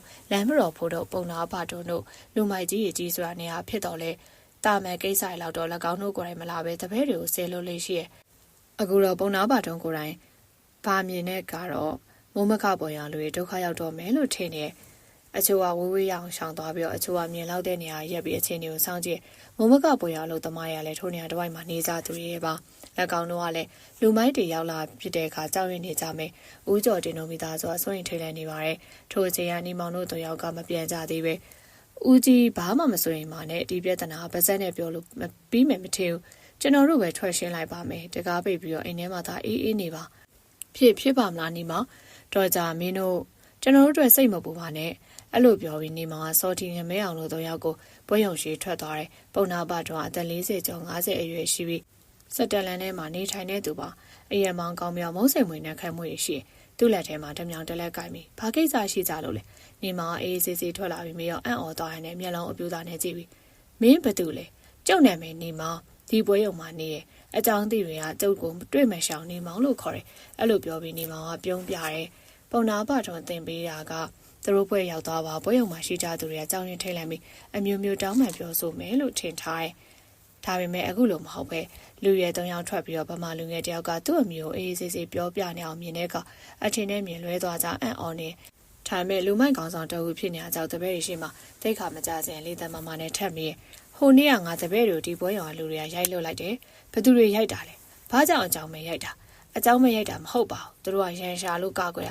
မင်းတို့မကျေနပ်ဘူးလျှော်ကြေးပေးရမယ်မင်းပေးရင်အားလုံးကိုသူနာရန်ပို့ပြင်မယ်ခမည်းတောင်းလည်းမပေးဘူးမကျေနပ်ရင်ခမည်းကြိုက်တာလုပ်ပြီးတော့နေမောင်ကအဲ့လိုပြောလိုက်တာကြောင့်အနားမှာရှိတဲ့ကလားလူမိုက်တွေကိုဝင်တိုက်တယ်ကလားလူမိုက်တွေကဘာပညာမှမတတ်ပါအုပ်စုအားကိုယ်နဲ့မိုက်နေပြီးတော့တိုက်ခိုက်မှုပညာမတတ်ပါအဲအားကြောင့်တိုင်းပညာသင်ကြားထားတဲ့နေမောင်တော့အလွယ်တကူပဲတိုက်ခိုက်နိုင်တယ်တိတ်မကြခင်ပဲပုံနာပါထွဲနောက်ကလာတဲ့လူမိုက်တွေမထနိုင်ပဲလက်နဲ့တခြားလူတခြားဖြစ်ပြီးထိုင်ဟာတက်ချက်တွေအသီးသီးရပြီးလဲကျနေပါပြီ ပုံနာပါထုံးကသူ့ကိုယ်တိုင်ဝင်မတိုက်ဖ ೇನೆ နေပေးရရဲကြည့်နေထို့အခါတော့နေမောင်က၎င်းရှုသွားပြီးပြောတယ်ကျုပ်တို့ကဘယ်သူ့ကိုမှရဲမရှအောင်အနောက်ရှက်မပေးဘူးကိုလို့ကိုပဲအေးလုပ်တယ်ဒါကိုလာပြီးအနောက်ရှက်ပေးရင်ဘယ်တော့မှမခံဘူးနာမည်ကိုတိတိကျကျမှတ်သွားပြီးတော့ထပ်ပြီးပြောပြလိုက်မယ်ကျုပ်နာမည်တွေ့မယ်ရှောင်းနေမောင်လို့ခေါ်တယ်အဲ့လိုပြောပြီးပွဲရုံတွင်ပြန်ဝင်သွားတယ်ပုံနာပါထုံးလည်းတရားရနေသူကိုခေါ်ပြီးတော့ဆက်တက်လန်းနေပြန်ထွက်သွားတယ်ပုံနာပါထုံးတို့ဘွဲနဲ့လည်းမတူအောင်တိုက်ခိုက်ဝင်တဲ့ဖမလူငယ်၃ယောက်တဲ့တဲ့တင်ကမော်တင်ကလေးတစ်ဝိုင်းမကပဲနဲ့လမ်းမတော်လာတာဒီပြန်နေသွားတယ်ထိုတဲ့တင်ကတော့လမ်းမတော်14လမ်းထိပ်မှာနေတဲ့လမ်းမတော်ဖိုးတုတ်ကြားတဲ့အခါ၎င်းရဲ့တပည့်ကျိုးခေါ်ရှင်းမိပါတယ်လက်ကောင်ကထိုတဲ့တင်ကိုကြားကြရစိတ်ဝင်စားနေရဲ့မိုးညိုမနေ့ကပုံနာတို့အဖွဲခံလိုက်ရလို့တင်ကြဘသူတွေ့လိုက်တာကန္နာလက်ဘက်မှာရှိတဲ့ပွဲရုံကလူတွေလို့ပြောတယ်ကြတယ်လက်တံပြောင်မှုရတယ်ဘာထွေးရဲ့လူတွေသူနာတဲ့ရောက်ကုန်ကြတယ်လို့တင်ကြတယ်သူတို့ကဘသူတွေလဲနေရပြောင်းလာပြီးတော့ပွဲရုံလောက်ဖွင့်တာသိမကြသေးဘူးမုံမခပွဲရုံနာမည်ပေးထားအသက်က20ကျော်လောက်ပဲရှိသေးတယ်ဗမာလူမျိုး300လို့ပြောတယ်အဲဒီခါနားမှာရှိတဲ့တာတွန်းဆိုသွားဝင်ပြောတယ်ဆရာကြီးသူတို့ကအသက်ငယ်ပေမဲ့အစွမ်းတော်ထပ်ပုံရတယ်ဘာထုံးနဲ့တပည့်ကလားလူမိုက်တွေနဲ့နှစ်ခါတွေ့ရနှစ်ခါစလုံးခံလိုက်ရတယ်လို့တင်ကြအဲဒီခါလမ်းမတော်ဖိုးတို့ကနှခမ်းမွေးကိုလက်နဲ့ပုတ်ပြီးစဉ်းစားနေအတန်ကြာတော့ငါသူနဲ့တွေ့ခြင်းနဲ့အလုပ်အားတဲ့အချိန်ဒီကိုခေါ်လာပေးပါကောင်းပါပြီခေါ်တဲ့အခါမိတ်ဆွေနေနဲ့ဖိတ်ခေါ်ဖို့လည်းမမေ့နဲ့တော်ကြတစ်မျိုးထင်နေဦးမယ်စိတ်ချပါဆရာကြီးအဲ့လိုပြောပြီးတပည့်နှစ်ယောက်တို့ထွက်သွားတော့လမ်းမတော်ဖိုးတို့ရဲ့တပည့်နှစ်ယောက်ဖြစ်ကြတဲ့မိုးညိုနဲ့ဆန်နေကျော်တို့ရောက်လာကြတဲ့အခါနေ့လယ်ပဲပွဲရုံမှာအလုပ်ပါတဲ့အချိန်မှာသူတို့ရောက်လာတော့ဦးကျော်တင်ကိုစိုးရိမ်နေမဲယုံပွဲရုံထဲမှာအလုပ်လုပ်နေနေမှာအခြေအနေကိုကြည့်အောင်နဲ့လူမိုက်တွေဖြစ်ကြတော့တရားကြအပြင်ကိုထွက်ပြီးမေးရဲ့ဘာကိစ္စရှိကြလို့လဲငါတို့ဒီပွဲရုံကတွေ့မယ်ရှောင်းနေမောင်နဲ့တွေ့ကြလို့လာတာပါနေမောင်ကသဘောပေါက်သွားပြီးတစ်ချက်ပြုံးတယ်ပုံနာပါထုံနဲ့တွေ့စဉ်ကပါဇက်ထဲကရောက်လာတဲ့နာမည်ကိုပြောလိုက်ရသူ့နာမည်ရှိမှဝိသေသတစ်ခုတိုးနေပြီနေမောင်ဆိုတာကျွန်တော်ပါပဲ။အော်မင်းကိုအသက်ကငယ်ပါသေးရဲ့။ဒါပေမဲ့အတော်လက်တံပြောင်းနေလို့သတင်းကြတယ်။နေမောင်ကဘာမှပြင်မပြောပဲကြည့်အောင်သာကြည့်တော့ငါတို့လာတကြားမဟုတ်ဘူး။မင်းကိုငါတို့ဆရာကြီးကတွေ့ကျင်နေဆိုလာခေါ်တာ။ဆန်နေကျော်ကပြောတော့ခမများတို့ဆရာကြီးကဘာတူလဲ။လမ်းမတော်ဖိုးထုတ်ပါ။နေမောင်ကကောင်းကြီးပြပြီးထိုလူနှစ်ယောက်ကိုခဏဆောက်ခိုင်းပြီးအတွင်းကိုပြန်ဝင်ပြီးအဝေးစားရင်လဲနေ။စောထီနဲ့ငမဲအောင်တို့ကမေးကြပါအကြောင်းအကျိုးအကြောင်းပြောပြတယ်မင်းတယောက်တည်းသွားလို့ဖြစ်ပါမလားငါတို့နှစ်ယောက်ပါလိုက်ခဲ့ရမလားမလိုက်ပါနဲ့ကြည်ရအနေနဲ့ပေးဖို့လာခေါ်တာဟုတ်မယ်မထင်ပါဘူးတတိတော်ထားတော့နေမောင်ကကောင်းကြီးပြပြီးအပြင်ကိုပြန်ထွက်လာရင်နောက်တော့လာခေါ်သူနှစ်ယောက်ခေါ်ရအောင်လိုက်သွားတယ်လမ်းမတော်ဖိုးတုံးနေတဲ့တိုက်ကဒေါ်လာဟိုစီလန်ဖြစ်ပြီးတော့ယခုမဟာဗန္ဒူလာလမ်းပေါ်မှာရှိနေပြီး14လမ်းထိပ်မှာပါနှစ်ထက်တိုင်အမျိုးသားဖြစ်ပြီးတော့ထိုရင်ရောက်တော့လမ်းမတော်ဖိုးတုံးနဲ့တွေ့ရတယ်လာခေါ်သူနှစ်ယောက်ကနေမောင်ပို့ပြီးထားခဲ့ပြီးပြန်ထွက်သွားတယ်နေမောင်ကတိုက်တွင်ဝင်သွားပြီးတော့ကလတ်ထိုင်တစ်လုံးပေါ်မှာထိုင်နေတဲ့လမ်းမတော်ဖိုးတုံးကိုတွေ့ပါတယ်အသက်က40အရွယ်ရှိတဲ့ဥပဒေကိုကောင်းတဲ့လူတအုပ်ပါဘဝတစ်ထဲကိုခေါင်းမှာပတ်ပေါင်းပြီးတော့ရင်စေးအင်ကြီးလုံးကြီးတို့ဝစ်စင်ထားတယ်မျက်လုံးအားကောင်းသူဖြစ်ပြီးတော့လက်ကောင်းစိုက်ကြည့်ပါမျက်လုံးချင်းဆိုင်ဝင်တဲ့သူအတော်နှဲပါလိမ့်မယ်နှက်ခမ်းမွေးအရှိတို့မှရှိပြီးရဲရင်ပြီးတိကျပြတ်သားတဲ့မျက်နှာမျိုးပါလူမိုက်ခေါင်းဆောင်လုံးနေသူဖြစ်တော့လဲမျက်နှာမွေအားတင်းမာခတ်ထန်နေခြင်းမျိုးတော့မရှိပါဒါပေမဲ့သွေးအေးနဲ့ရက်ဆက်တဲ့သူတအုပ်ဖြစ်တာတော့မြင်ုံနဲ့သိနိုင်ပါတယ်မင်းကတွေ့မရှောင်နေမောင်စွာလားကျွန်တော်နာမည်နေမောင်ပါပဲငါကလမ်းမတော်ဖိုးထုတ်ပဲအဲ့ဒီကလတ်ထိုင်မှာထိုင်အဲ့လိုပြောမှနေမောင်ကကလတ်ထိုင်မှာဝင်ထိုင်နေဟိုနေရပုံနာဖွဲရလူနေဘာဖြစ်တာပွဲရုံလာနောက်ရှက်နေလို့တိုက်ခိုက်တာပါမင်းရဲ့တက်တီတော့ချီးကျူးရမှာဒီနေရာမှာပုံနာပါထုံတပည့်တို့အဲ့ဒီလိုပြန်လုံးဝင်သူမရှိသေးဘူးဒါကြောင့်သူတို့နှိမ့်ဆက်သမျှခံနေရတာလမ်းမတော်ဖိုးတို့ကအဲ့လိုပြောတော့ကျွန်တော်ကလူမိုက်တရားမဟုတ်ပါဘူးဒါပေမဲ့မျက်စိရှိမှမတရားအလုံးနေမကြိုက်ဘူးကို့ကိုမတရားလာလို့လည်းမခံတတ်ဘူးကောင်းတယ်လူတယောက်မှဒီလိုစိတ်မျိုးရှိအောင်ငါသဘောကျတယ်ခေါင်းငုတ်ထားရင်လူတက်ကတက်နေတာခံရမယ်ပုံနာပါတုံမွေးထားတဲ့ကလားလူမိုက်တွေကစီးကြော်ပြီးလှုပ်ချင်ကြတယ်မင်းလိုလူမျိုးနဲ့တွေ့မှသူတို့ခံရဒါထက်မင်းကိုခံပညာတက်သလားထင်ဘူးပါတယ်တင်ဘူးပါတယ်အသိသိတော့တက်ပါတယ်ဒါလဲကောင်းတာပဲငါမင်းကိုခေါ်ထားတာတခြားမဟုတ်ဘူးငါစီမှာအလုပ်လုပ်ဖို့ခေါ်ချင်တာပွဲရုံမှာအလုပ်လုပ်တာတဲ့အများကြီးပို့ပေးပါမယ်လူမိုက်ဖွဲ့မှာလုပ်ရမှာလားလမ်းမတော်ဖို့တို့ကကောင်းကြီးတော့ကျွန်တော်မလုပ်ပါဘူးဘာဖြစ်လို့လဲကျွန်တော်ကသမားအာဇီဝလူမျိုးပဲလုပ်ချင်တယ်တခြားလုပ်တွေမလုပ်ပါဘူးဒါကတော့မင်းသဘောပါပဲဘာပဲဖြစ်ဖြစ်ကျွန်တော်တို့ဦးရီကိုသဘောကျပါတယ်ဒီလိုဆိုရင်မင်းလာခြင်းတဲ့ချိန်လာပေါ့ငါအိမ်ကိုမင်းဝင်ထွက်သွားလာလို့ရပါတယ်ညီမောင်ကခေါင်းကြီးပြတော့နောက်တော့လမ်းမတော်ဖိုးတို့ကိုနှုတ်ဆက်ပြီးတော့တိုက်တွင်ပြန်ထွက်လာတယ်အပြင်ဘက်မှာလမ်းမတော်ဖိုးတို့ရဲ့တပည့်တွေရှိပါတယ်လက်ကောင်တို့ကညီမောင်အကဲခက်တယ်လို့လမ်းကြည့်သူတို့ဆရာကြီးနေအိမ်ကိုပလိတ်ရာရှိဝင်ထွက်သွားလာတာမှအပအခြားသူတို့အဝင်ထွက်မရှိသလောက်နေလိုက်ယခုတော့ထူးထူးခြားခြားတာမန်လူရဲတယောက်ကိုအိမ်ထဲကိုခေါ်ပြီးတော့အေးအေးဆေးဆေးစကားပြောနေအောင်တွေ့ရကများစွာအံ့ဩနေပါတယ် မြလေးတင်ဟာအသက်က23အရွယ်ရှိသောချော်မော်လာပါတဲ့သူဦးကျော်တင်နဲ့တော်များမိတွေတဦးတီတော်သမီးဖြစ်ပြီးအနေထိုင်ရိုးသားတဲ့သူရန်ကုန်ပြောင်းရွှေ့လာပြီးပွဲရုံဖွင့်တော့အကိုဖြစ်သူခင်မောင်ကျော်နဲ့တူပွဲရုံလုပ်ငန်းတွေဝိုင်းဝန်းလုပ်ကိုင်နေခင်မောင်ကျော်ကပြမလုပ်တွေလုပ်ပြီးတော့သူမှာဖခင်ဖြစ်သူနဲ့တူငွေနဲ့စင်းရင်စရာတွေလုပ်ပေးရတယ်။ပွဲရုံအလုပ်ကလည်း9နာရီလောက်မြို့ဝကျုံပေါ်ဘက်ကသင်းမောတွေဝင်ရောက်လာကြတဲ့အလုပ်စတင်ရညနေပိုင်း9နာရီချိန်ရောက်တော့သင်းမောတွေပြန်ထွက်သွားမှပွဲရုံပိတ်ပြီးတော့အလုပ်နာရတယ်။အခါကြီးရဲ့ကြီးတွေမှာတော့ပွဲရုံပေးရရှိတော့လဲနေရာကုန်ပို့ပေးလိုက်ဆင်းယူရပါတယ်။ညလေးတရာအလုံးနဲ့လည်းနဲ့မပြတ်လုံးနေအားကြောင့်အပြင်ကိုသွားလာခြင်းပဲမရှိပါ။တက်ခါတလေမိခင်ဖြစ်သူနဲ့အတူတင်ကြီးစေးဘက်သွားတဲ့လိုအပ်တဲ့ပစ္စည်းတွေဝယ်ယူတာမျိုးလောက်သာအပြင်သွားလာလေးရှိရဲ့။နေမောင်စောတီနမဲအောင်တို့နဲ့မြို့မှာနေစရာပဲတိတော်လဲခင်မင်းရင်းနှီးမှုမရှိခဲ့ပါ။ကြောင်းတက်တော်လဲအတန်းမတူခဲ့ပါ။ရန်ကုန်ရောက်ပြီးတော့ပွဲရုံဖွင့်တော့နေမောင်တို့လာရောက်အလုံးလုံးတာ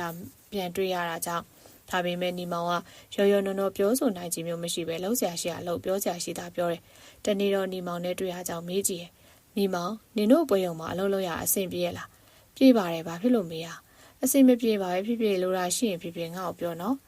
။လိုရင်တော့ပြောပါမယ်။နင်တို့မျိုးကထွက်လာပြီးကျောင်းပြန်တက်ဖြစ်သေးလား။မတက်ဖြစ်တော့ပါဘူးဒီယောက်ကလေးကအဖေနဲ့တူတစ်ဆက်မှာအလုပ်ဝင်လုပ်နေကြ။နောက်မှခင်မောင်ကျော်ရောက်လာပြီလားခေါ်လို့ဒီပွဲရုံမှာလာလုပ်ပေးနေရ။ဘာပဲဖြစ်ဖြစ်နင်တို့3ယောက်အခုလိုရောက်လာပြီလာလုပ်ပေးရတကယ်ပဲကျေးဇူးတင်ပါတယ်။ငါတို့ကြည်သားဆိုရင်တော့အခက်ပဲ။သူတို့နေဆက်သမျှခံရမှာဒီအတွက်တော့စိတ်မပူပါနဲ့ငါတို့လုပ်ပေးနိုင်သမျှဒီမှာလုပ်ပေးကြမှာပါ။အဲ့လိုပြောတော့မြလေးတွေကတစ်ချက်ကြည့်ရဲ့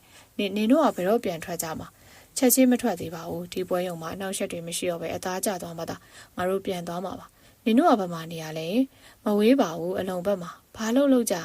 အလုံစင်မင်းစေးမှာဆန်ရောင်းဝယ်လို့ဖို့ငါတို့စိတ်ကူးထားတယ်လောလောဆယ်တော့မလုပ်ဖြစ်သေးပါဘူးပြောရရင်နင်တို့3ယောက်အလုတ်ကထွက်သွားမှတော့စိုးရိမ်နေမိဒီလောက်လည်းမစိုးရိမ်ပါနဲ့လူသစ်တွေရောက်လာကားစားမှု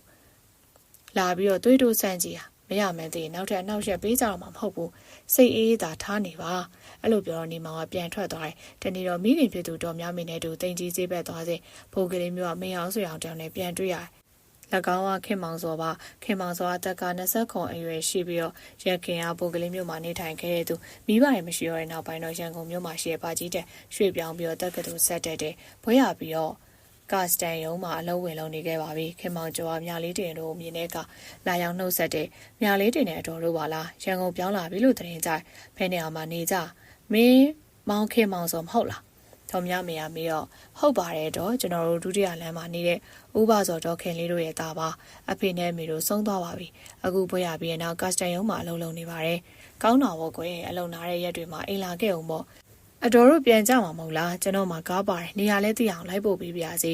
အဲ့လိုပြောပြီးတော့သူစည်းလာတဲ့ရုံကားနဲ့ပွဲရုံရောက်တဲ့ဒီလိုက်ပို့ပေးရဲ့ပွဲရုံရောက်တော့ဦးကျော်တင်နဲ့ခင်မောင်ကျော်တို့ကနှုတ်ဆက်ပြီးနေမောင်တို့3ယောက်ကိုတွေ့တော်လဲတမျိုးရဲသားချင်းတွေဖြစ်ကြစေကောင်းမှုခေါ်ပြောရင်နှုတ်ဆက်ခြင်းမပြုဘဲနဲ့မသိရန်မမြင်ရန်ဆောင်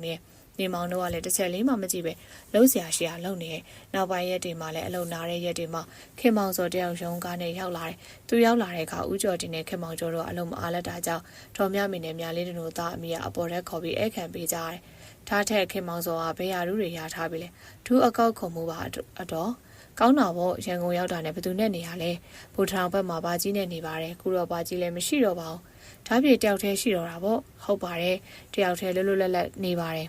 အဲ့လိုပြောရတော့တော်များမေစိတ်တွေကြိတ်ပြီးတော့သဘောကျကြီးကြာနေတယ်တမီးဖြစ်သူများလေးတင်တွေတင့်တော်မဲ့အိမ်အောင်ပဲမျိုးရှာကြည့်နေရ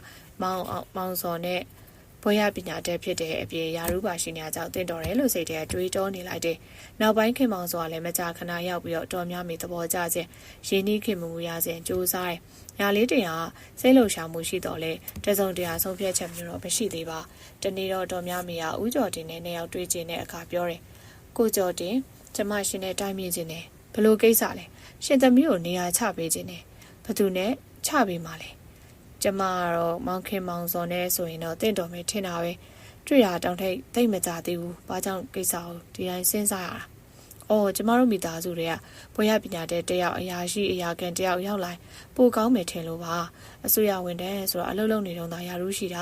ာယာရူးပြုတ်တာဖြစ်ဖြစ်တကူကြောင့်အလုပ်ကထွက်ရရင်ဘာမှရှိတော့မဟုတ်ဘူးငါတော့အဲ့ဒီကိစ္စတွေစိတ်ဝင်စားအောင်တော်များများဖိုးကျော်တင်သဘောတရားကြောင့်အတိုက်ခိုက်ပြောခြင်းတစ်မျိုးပါနေသွားတယ်လို့ဆိုပေမဲ့ရန်ကုန်ပြောင်းသွားတာတော့ကြာပြီမဟုတ်လားမိဘတွေလည်းမရှိကြတော့ဘူးဆိုတော့သူ့အကြောင်းဘယ်လောက်သိလဲပြီးပြီပေါ့ထို့သောမေက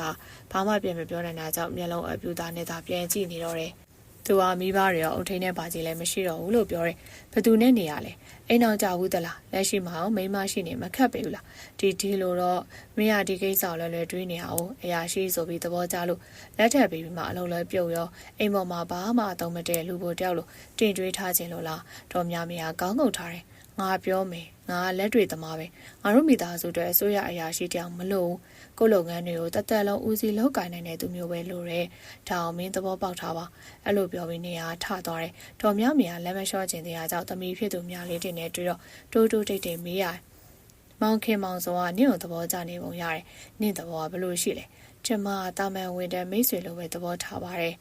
်အိမ်အောင်ပြုတယ်ဆိုတာဘဝနဲ့ရင်းရပဲမှားသွားရင်တက်လုံးများပြင်းများနေတဲ့ကိစ္စမျိုးဖြစ်လို့တည်တည်ချာချာစဉ်းစားပြီးမှတခုခုထို့သူပြန်ပြောပါတယ်အဲဒီခါတော့တော်များများဆက်မပြောတာကြောင့်တပြင်းချလိုက်ရခင်မောင်ကျော်ကပြန်တွေးစားရပဲမြလေးတင်သဘောကျပါတယ်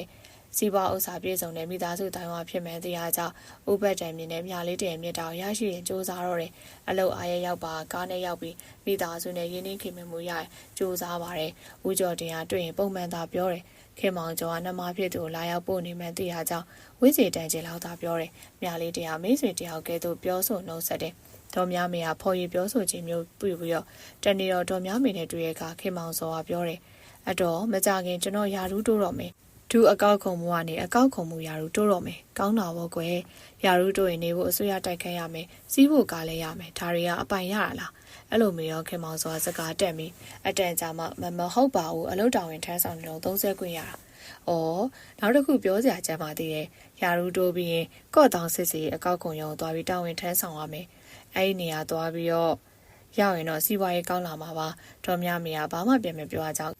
ချပေးထားတဲ့လက်ဖက်ရည်ပကံကိုယူပြီးတော့ခင်မောင်စောတောက်တယ်ပြီးတော့မှစကားပြန်ဆက်တယ်။အတော့ပွင့်ပွင့်လင်းလင်းပဲပြောပြရစီ။ကျွန်တော်မြလေးတရားပေါ်မှာနေသက်သဘောကျနေပါတယ်။အတော်လက်ခံပြီးနေမသွားခင်မြလေးတင်နဲ့လက်ထက်ချင်ပါတယ်။ဒါကအတော်တယောက်တည်းဆုံးဖြတ်ချက်မဟုတ်ပါဘူး။မိသားစုအတိပေးရမယ်။သမီးသဘောလည်းမေးမြန်းကြည့်ရပါအောင်မယ်။ကောင်းပါပြီ။အတော်စရာတစ်ခုသိရမှာပဲ။ကျွန်တော်ဘက်ကစီစဉ်စရာရှိရစီစဉ်ပါမယ်။ဒါထက်မင်းကအခုဒီမှာဘသူနဲ့နေရ။ဦးကြီးဆုံးသွားတဲ့အခါအဲ့ဒီမှာမနေတော့ပဲဆရာကြီးတောက်ရဲ့အိမ်မှာနေပါတယ်။ရာထူးတို့ရင်ဘုဒ္ဓထောင်မှာရရှိအတွက်ပြီးရတိုက်ခန်းရမှာပါ။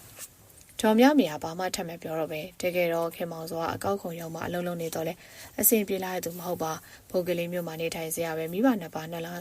ှစ်ပါးစလုံးရှေ့စင်နောက်စင်ကွယ်လွန်သွားကြောင်းနေကိုရောက်ချပြီးရန်ကုန်မြို့ရွှေ့ပြောင်းလာခဲ့ရန်ကုန်ရောက်တော့ပါကြီးတောက်ရဲ့အိမ်မှာနေပြီးကြောင်ဆက်တက်တယ်ဘွဲရပြီးတော့ကာစတန်ရုံမှာအလုံးဝင်လုပ်တယ်ပါကြီးဆုံးတော့ထွေမှာနေမရကြောင်းအကောက်ခုံရုံကဆရာကြီးတောက်အိမ်မှာလာကပေးပြီးနေထိုင်ရပါတယ်သူအတုံးပြုတ်နေတဲ့ကားဆရာကြီးတွေပေးထားတဲ့ကားပါတနေ့တော့ရုံးပရက်ပွဲရုံပရက်မှာမမခပွဲရုံကိုသွားရမြလေးတင်နဲ့တွေ့ရကြောင်းသူ့သဘောပြောလိုက်တယ်ကျွန်တော်မြလေးတင်ကိုတွေးစားကြရစိတ်ဝင်စားနေပါတယ်ကျွန်တော်မြတ်တာကိုစဉ်းစားပေးပါကိုခင်မောင်စောနဲ့တမျိုးရဲသားချင်းတွေဆိုပေမဲ့တယောက်ကြောင့်တယောက်ဘာမှသိကြတရားမဟုတ်တော့အချိန်စောပါသေးရဲ့နောက်ပြီးကျမဒီကိစ္စကိုလွယ်လွယ်နဲ့မဆုံးဖြတ်ပါဘူးထိုကဲ့သို့အင်္ဂရိယစာပြန်ပြောတဲ့ခင်မောင်စောအလျှော့ပေးခြင်းမရှိပါကျွန်တော်ဘယ်မှာတွေ့တာနောက်ဖွဲ့ထားတာဘာမှမရှိပါဘူးဒါကိုတော့တာဝန်ယူနိုင်ပါတယ်ကျမကလက်တွေ့မဟုတ်ရင်သူများပြောတိုင်းမယုံတတ်ပါဘူးအခုလောလောဆယ်ဒီအကြောင်းတွေကိုစဉ်းစားဖို့အချိန်မရသေးလို့မစဉ်းစားသေးပါဘူးဒါကြောင့်ကျမတောင်းပန်ပါတယ်အဲ့လိုပြောလိုက်တော့မှခင်မောင်စောကစိတ်ပြက်လက်ပြက်ဖြစ်ပြီးလက်လျှော်ပြီးပြန်သွားတော့တယ်လွတ်လပ်ရေးမရခင်အချိန်မတိုင်ခင်ရန်ကုန်မြို့ရဲ့အခြေအနေ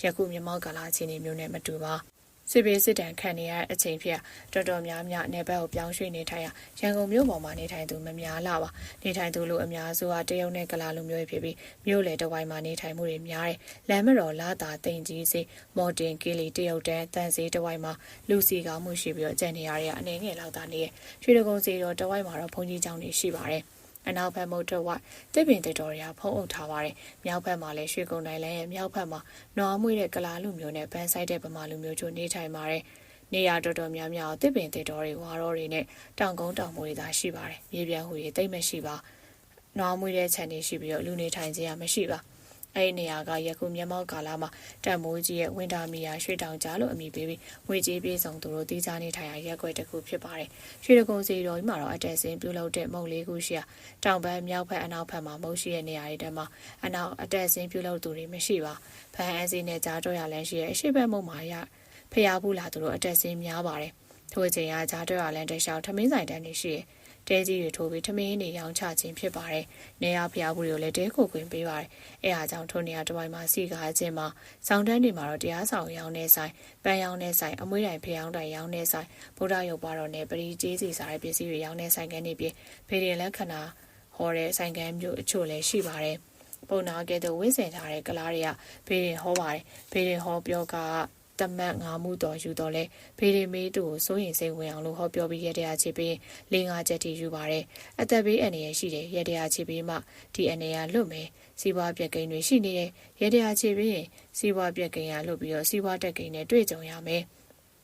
လူငယ်လူရွယ်တွေဖေးရင်လာမေးကြရင်တော့အလောက်ကန်ရစေနှစ်သက်သဘောကြတဲ့သူကိုရစေငွေကြေးပြေဆုံးမှုရစေရတရားချေခိုင်းတတ်တယ်ဖေးရင်ဟောပြောက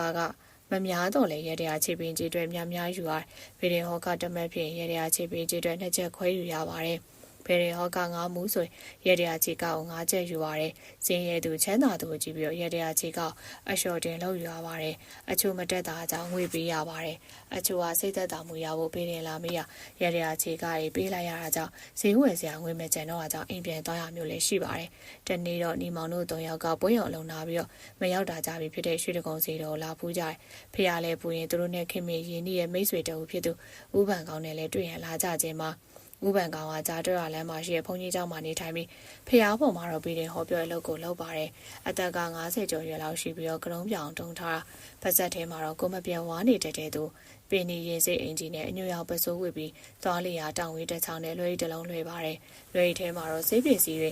အင်းချက်တွေပြီးတဲ့ဟောရမှာအတုံးပြူတဲ့ကြောက်တန်ကြောက်တင်ပုံစသည်တို့ထည့်ထားတဲ့အလုံးအရွယ်စားအနှဲငယ်ကြီးရဲ့ပရိဒကုံလည်းလေဘေးမှာဆွဲထားတယ်။ကြည့်လိုက်ရုံနဲ့ပေးရင်စရာဒါမှမဟုတ်ဆေးစရာမှန်သိနိုင်ပါတယ်။ညီမောင်တို့ကဥပန်ကောင်နဲ့ရက်ခင်ကတီကျွမ်းခင်မင်သူတွေဖြစ်ပါတယ်။၃ယောက်သားထော်လီကိုရထွက်တဲ့ထော်လီကစီးလာပြီးတော့ရက်ခင်ကတရက်ထားလို့လည်းခေါ်တယ်။ထော်လီကရွှေတကုံတောင်ပန်းမုတ်ပေါက်တီရောက်ပါတယ်။အဲ့လိုစီးလာရင်စောတီကညီမောင်ကတ်စတန်ရုံးကခင်မောင်ဆိုအရင်ဘိုးကလေးမျိုးမှာနေခဲ့ရမဟုတ်လား။ညီမောင်ကကောင်းကြီးတော့မင်းနဲ့တမျိုးတဲ့သားတွေပဲတွေ့ရတော့နှုတ်မဆက်ပါလား။ तू ကအရာရှိရာကန်ဖြစ်နေတော့အလုပ်သမားတွေနဲ့မဆက်ဆံချင်လို့မသိရန်ဆောင်နေတာဖြစ်မှာပေါ့။ तू ကမြလေးတင်အောင်လာပိုးနေပုံရတယ်။တော်မြမရလည်းအတော်ထင်ကြီးပြီးတော့သဘောကျနေပုံရတယ်။တော့ကြသမီးနဲ့အဆင်မပြေအမေရယူမဲ့ထင်တယ်။စောတီရဲ့စကားကြောင့်နေမောင်နဲ့ငမေအောင်တော့ရှိပြီးမင်းရောစိတ်ဝင်စားအောင်လား။အမေရလောက်ရှိငါဘာဖြစ်လို့စိတ်ဝင်စားရမှာလဲ။မဟုတ်ပါဘူးကွာငါမေးတာအမေမြလေးတင်စိတ်ဝင်စားဘူးလားလို့မေးရ။နေမောင်ကခေါင်းခါပြတယ်။ဘာဖြစ်လို့လဲငါကမဖြစ်နိုင်တဲ့ကိစ္စတွေကိုဘယ်တော့မှမစင်စားဘူးဖြစ်နိုင်တာတွေပဲစဉ်းစားတယ်အဲ့လိုပြောအားကြောင့်စောတီကထပ်မပြောပဲအလုံးထော်လီကိုရထွက်လာတဲ့ထော်လီကရွှေကုံဖျားတောင်ပန်းမိုးဝါရောက်တော့ခရီးစဉ်ဆုံးသွားကြောင့်ထိုနေရာဆင်းပြီးတောင်ဘက်ကဖျားရှင်ပြင်ပေါ်တက်လာထိုနေရာဘက်မှာအရှိမုတ်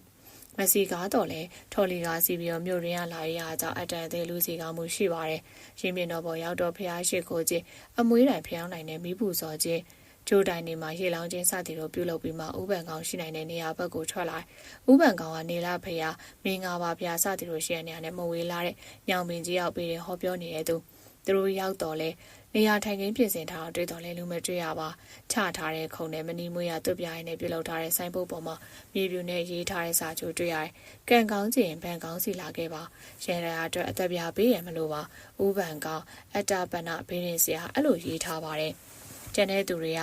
ရတရားကြီးနဲ့လှုပ်ရှားနေတာသူကတော့ရတရားကြီးမယူဘူးလို့ရေးသားထားတော့ကျန်တဲ့ဘေးရင်ဆရာရဲ့သဘောကျမယ်မထင်ပါဘူးသူကတခြားသူတွေနဲ့တူတဲ့ဘေးရင်ဆရာမှမဟုတ်တာ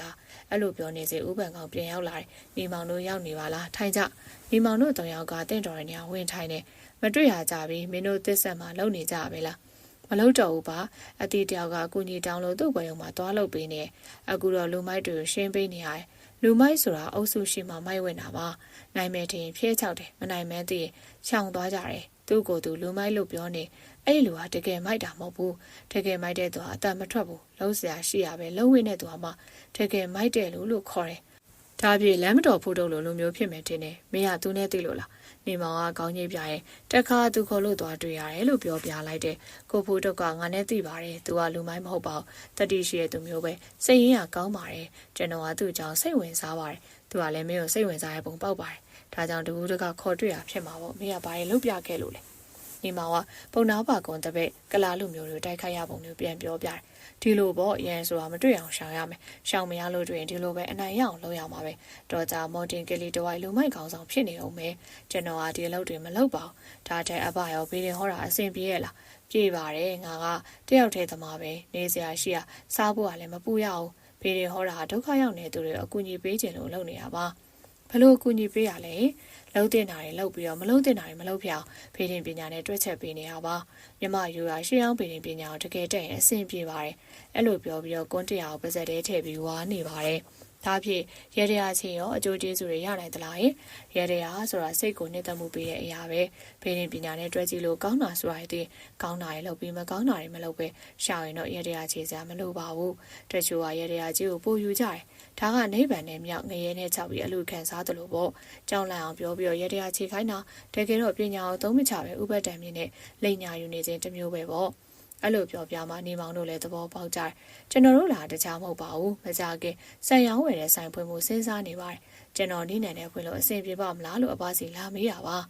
မင်းအတွက်ကနေနယ်တွက်စရာမလိုပါဘူးဘယ်လုံးမဆိုစူးစမ်းပြီးမဖြစ်မနေလောက်တဲ့စိတ်မျိုးရှိရတဲ့သူပဲအောင်မြင်ပါပါအဲ့လိုပြောတော့ကျွန်တော်တို့ဆိုင်ဖွင့်အဘပါကုညီလာပေးပါစံကြောင်သိမ့်မသိသေးခင်တော့တင်ပြပေးပါပါအဲ့လိုပြောတော့ဥပန်းကောင်ကခေါင်းညိတ်တယ်ထိုအချိန်မှာဖျားလာဘူးတဲ့ဘွဲတဲ့ဘွဲကဘေးရင်ဆရာဝင်ရောက်လာကြဥပန်းကောင်ကနေရာထိုင်ခင်းပေးပြီးဘေးရင်တွေ့ရင်ကြောက်တေပုံနဲ့ကြောက်တန်းပြင်းနေအဲ့အားကြောင့်ညီမောင်တို့၃ယောက်လည်းဥပန်းကောင်နှုတ်ဆက်ပြီးနေရာထပြန်ခဲ့တော့တယ်နည်းနည်းပိုင်းချိန်ကျော်လာဖြစ်တာကြောင့်ရွှေရကုန်းစေးရင်ပြီးတော့ပေါ်မှာဖျားဘူးတွေနဲ့စီကားစားပြူလာပါတယ်လွန်ခဲ့တဲ့နှစ်ပေါင်း100ကျော်လောက်ကရန်ကုန်မြို့ပလိတ်ဖွဲစီမံအုပ်ချုပ်တဲ့ပလိတ်ဖွဲကိုတော့ပလိမင်းကြီးတိုင်ရဲမင်းကြီးခရိုင်ရာဇဝေးဝင်နေစီရဲဝင်တော့တိုက်ပိုင်ဌာနအုပ်ရာဇဝေးအုပ်ရာဇဝေးအမှုလိုက်ရဲကျက်ကြီးကက်စရီရဲကျက်စားပလင်လို့ခေါ်တယ်ရဲသားရဲခရပလိတ်လို့သာခေါ်တယ်အဲ့လိုယာတို့ခွဲပြီးအစင်းစင်းအုပ်ချုပ်ခဲ့ကြတယ်ထိုအချိန်ကရန်ကုန်မြို့3ပိုင်းခွဲပြီးတော့မီလာသခင်လို့ခေါ်တဲ့ရာဇဝေးအုပ်တရားစီမံအုပ်ချုပ်ပါတယ်ကြီးမနိုင်ဘက်ကိုအနောက်ပိုင်းလို့သတ်မှတ်ပြီးမီလာသခင်ပိုင်းနဲ့အပြည့်စတင်သတ်မှတ်တဲ့တရုတ်တန်လမ်းမတော်မှာရှိတဲ့နေရာတစ်ဝိုက်ကိုမြို့လေလို့သတ်မှတ်ပြီးဘီလာသခင်တယောက်ကစီမံအုပ်ချုပ်ပါတယ်ဗိုလ်တထောင်ပစုံတောင်စတဲ့နေရာတို့ဘီလာသခင်တယောက်ကစီမံအုပ်ချုပ်ပြီးအရှေ့ပိုင်းနဲ့အနောက်ပိုင်းကိုမြို့စုံရက်ွက်တီလို့သတ်မှတ်ပြီးတော့ဘီလာသခင်လို့ခေါ်တဲ့ဒုတိယရာဇဝေးအုပ်တီစီမံအုပ်ချုပ်တဲ့အလဲပိုင်းမြို့နယ်နေရာတွေတော့အနောက်တိုင်းရာဇဝေးအုပ်ဘီလာသခင်ကိုယ်တိုင်စီမံအုပ်ချုပ်မှုပြုပါတယ်လက်ကောင်ရဲ့တောင်ရအရှေ့ပိုင်းနဲ့အနောက်တိုင်းတွေကိုမကပဲနဲ့ရန်ကုန်တမြို့လုံးစီမံခန့်ခွဲပေးရပါတယ်။အဲ့လိုအုပ်ချုပ်ရတော့လက်ကောင်တို့ပလိတ်အဖွဲ့ကြီးမလုံလောက်တာကြောင့်ဒေသခံလူမိုက်ကြီးကိုလက်သက်မွေးပြီးစီမံအုပ်ချုပ်မှုပြုခဲ့ရန်ကုန်ရှေ့ပိုင်းခရိုင်ဘက်မှာလူမိုက်ငမိုးရှိပါတယ်။ပူထထောင်ဘက်မှာနေတာကြောင့်ပူထထောင်ငမိုးလို့နာမည်ကြီးနောက်တစ်ခုကရန်ကုန်ရှေ့ပိုင်းမှာတော့လူမိုက်ပွဲခံပြီးနေတဲ့မမ်မဆာရှိပါတယ်။မမ်မဆာကလားလူမျိုးပါ။နောက်လိုက်တဲ့ပဲလက်သားအများပြားရှိပြီးသောမတ်စင်မှာတော့တိုက်နဲ့အကြနာနေတဲ့သူပါ။ရန်ကုန်မှာတော့ပြေးဆွဲနေတဲ့ရထားလုံးအများပြားပိုင်ဆိုင်ထားပါတယ်။ထိုကေးချိန်ကငွေကြီးချောင်းလေသူတို့သာနေနိုင်တဲ့ပူထထောင်မှာအငါးချထားတဲ့တိုက်တာအင်ဂျီတွေရှိပါတယ်။ရန်ကုန်မြို့လယ်မှာနေတဲ့နောက်ထပ်ကလားလူမျိုးတို့ရှိပါသေးတယ်။စကဲမောင်ထောင်လေးလမ်းမှာနေတဲ့ကလားတထေမက်စတီခန်းမှာမက်စတီခန်းကချမ်းသာတဲ့စီးပွားရေးလုပ်ငန်းရှင်တအုပ်ဖြစ်တယ်လို့နေစဲတွေရဲ့အုပ်ချုပ်ရေးအပိုင်းမှာလည်းအတိုင်းဝိုင်းမှာဝင်ဆန်းတဲ့သူပါရန်ကုန်မြို့ပလိမင်းကြီးပေါက်ရောက်တဲ့သူမက်စတီခန်းကစတီဘရာသာနဲ့ဆက်နွယ်နေတဲ့စပါးအယောင်းဝယ်လုပ်ငန်းကြီးကိုလောက်ကင်နေသူဖြစ်ပြီးတော့စပါးတဲ့ယူကတော့အဓိကအသုံးပြုရတဲ့ CB တွဲတွေပိုင်ဆိုင်ထားတယ်ကမာရွတ်မှာတော့မက်စတီဈေးကြီးကိုလည်းထူထောင်ထားပါတယ်ကြီးမနိုင်တောင်မှာတော့စုရတီဘဇာဈေးကြီးမှာလည်းအခုရှယ်ယာတော်တော်များများပါဝင်ထားတယ်ထိုဈေးရှိရလမ်းတော့ဈေးကြီးလမ်းလို့ခေါ်ရယခုချိန်ထိတော့ခေါ်ဝေါ်နေကြစေပါကြီးမနိုင်ဘက်မှာတော့ဈေးကြီးလမ်းကြောင်းကြီးလမ်းအိမ်ကြီးလမ်းလို့ခေါ်တဲ့လမ်းသုံးလမ်းမှာကျက်လမ်းပါဝင်ပါတယ်ယခုဘူဟောင်ကျော်လမ်းကတိမ်ကြီးဈေးရောက်တဲ့အထိနဲ့မိတ်ကမက်စတီခန်းပိုင်နဲ့စီမံဆောင်ရွက်ရတဲ့နေမြေဖြစ်ပါတယ်။ငွေကြေးချမ်းသာခြင်းပေါင်းတင်ဆက်ဆံမှုကောင်းခြင်းအပေးကန့်ရရောခြင်းတပည့်တပန်းပေါ်များခြင်းကြောင့်မက်စတီခန်းရဲ့အမည်တွေကကြော်စောထင်ရှားလာတယ်။ရခင်ကပေးထားခဲ့တဲ့ Skin Motor လေးလမ်းဟူတဲ့အမည်ကိုမက်စတီလန်လို့ပြောင်းလဲခေါ်ဝေါ်ကြတယ်။အဲ့လိုအရှိန်အဝါကောင်းခဲ့ပါတယ်။အပြင်ထွက်တဲ့အခါရွှေနဲ့ပြုတ်လောက်ထားတဲ့ရွှေအုပ်ထုပ်ကိုစောင်းပါတယ်။အပြင်သွားလာတဲ့အခါတော့မြင်းလေးကောင်တက်တဲ့ဒေါက်ကရထားစီးသွားလေးရှိရထိုအချိန်ကမော်တော်ကားစီးနိုင်တာတဲ့ဒေါက်ကရထားစီးနိုင်မှာပိုရေးကုန်ရှိရလို့ယူဆပါတယ်မော်တော်ကားစီးရတဲ့ဒေါက်ကရထားစီးရတာကဈေးစကပိုပြီးအကုန်ကြများတယ်ထိုအချိန်ကရန်ကုန်မြို့မှာငွေကြေးပြေးဆောင်သူတွေကမော်တော်ကားစီးနိုင်တော့လဲဒေါက်ကရထားစီးနိုင်သူတော့မရှိပါ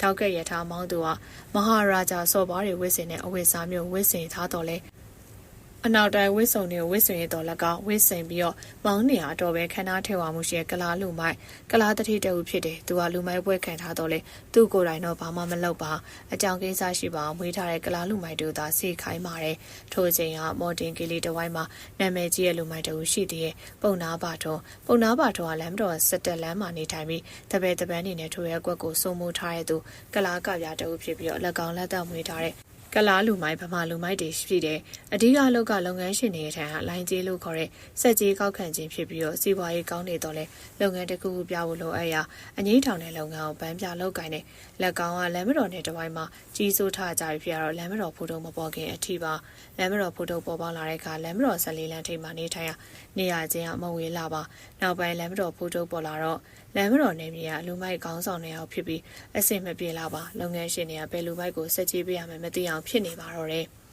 ကူတကူထဲမှာတော့ခြေသိတဲ့ကောင်အောင်ရတဲ့ကဲသူဖြစ်နေတာတနေ့တော့လမ်းမတော်ဖိုးတုံးကထိုပြဿနာကိုရှင်းတော့တယ်ထို့ချိန်ကပုံနာပါတော်အသက်40ကျော်ရှိပြီးကြလူဖြစ်ပြီးတော့လမ်းမတော်ဖိုးတုံးကအသက်က30ကျော်တနေ့တော့လမ်းမတော်ဖိုးတုံးကဓမြောင်တစ်ချောင်းခါမှထိုးပြီးတော့စက်တလန်တွင်တယောက်တည်းဝင်သွားပြီးတော့ပုံနာပါတော်နေရဲ့တိုက်ရှိရောက်တဲ့အခါရက်လိုက်တယ်အောက်ထက်မှာတပည့်တွေရှိပြီးတော့အပေါ်ထက်မှာတော့ပုံနာပါတွန်းရှိနေတော့လေတရားမှထွက်မလာဝင်မှာပုံနာအောက်ကိုဆင်းလာခဲ့ကျုပ်တောက်ထဲလာတယ်ခမည်းလည်းတယောက်တည်းဆင်းခဲ့ခမည်းနဲ့ကျုပ်လူမိုင်းချင်းသွေးဆက်ရအောင်အဲ့လိုစိန်ခေါ်တော့လဲထွက်မလာပါလမ်းမတော်ဖုထုက3ချိန်တိုင်အောင်စိန်ခေါ်နေတော့လေပုံနာပါတွန်းကထွက်မလာပဲတကယ်တော့ပုံနာပါတွန်းကလည်းတတိခဲ့သူတယောက်တော့မဟုတ်ပါဒါပေမဲ့ယခုခါကြိုတင်ပြီးချင်းဆိုထားခြင်းမဟုတ်ပဲမမျော်လင့်မဲလာရောက်စိန်ခေါ်နေရကြောင်းဘာလို့မှမသိအောင်အံ့အားသင့်သွားခြင်းမှာစိန်ခေါ်သူကနည်းနည်းရမဟုတ်ပဲလမ်းမတော်တစ်ဝိုင်းမှာတရှိန်ထိုးနာမည်ကြီးနေတဲ့လမ်းမတော်ဖိုးတုံဖြစ်နေပါတော့တယ်။အဲအားကြောင့်ချီတုံချတုံဖြစ်ပြီးတုံဆိုင်နေခြင်းမှာလမ်းမတော်ဖိုးတုံကလမ်းမပေါ်မှာပဲရက်ပြီး3ချိန်3ခါတိုင်အောင်စိန်ခေါ်နေတော့လဲထွက်မလာပဲရှိပါသေးရဲ့။ထို့အခါတော့လမ်းမတော်ဖိုးတုံကခမရလူမိုက်ပုံနာမှာမဟုတ်တာ။စံတောင်းတဲ့ပုံနာဘေးရင်ဟွန်းတဲ့ပုံနာပဲ။အားကြောင့်လမ်းမတော်တစ်ဝိုင်းမှာခမရလူမိုက်မဟုတ်တော့ကျုပ်ဖြစ်သွားပြီ။အဲ့လိုပြောတော့လဲမထူးကြပဲနဲ့လူထွက်လာလားမလားလားဒါကြောင့်နောက်ပိုင်းလမ်းမတော်တစ်ဝိုင်းမှာဆက်ကြီးကောက်တာနိုင်ကြီးယူရဲ့ကိစ္စမဲ့တည်းများကျုပ်ပဲလုံးမယ်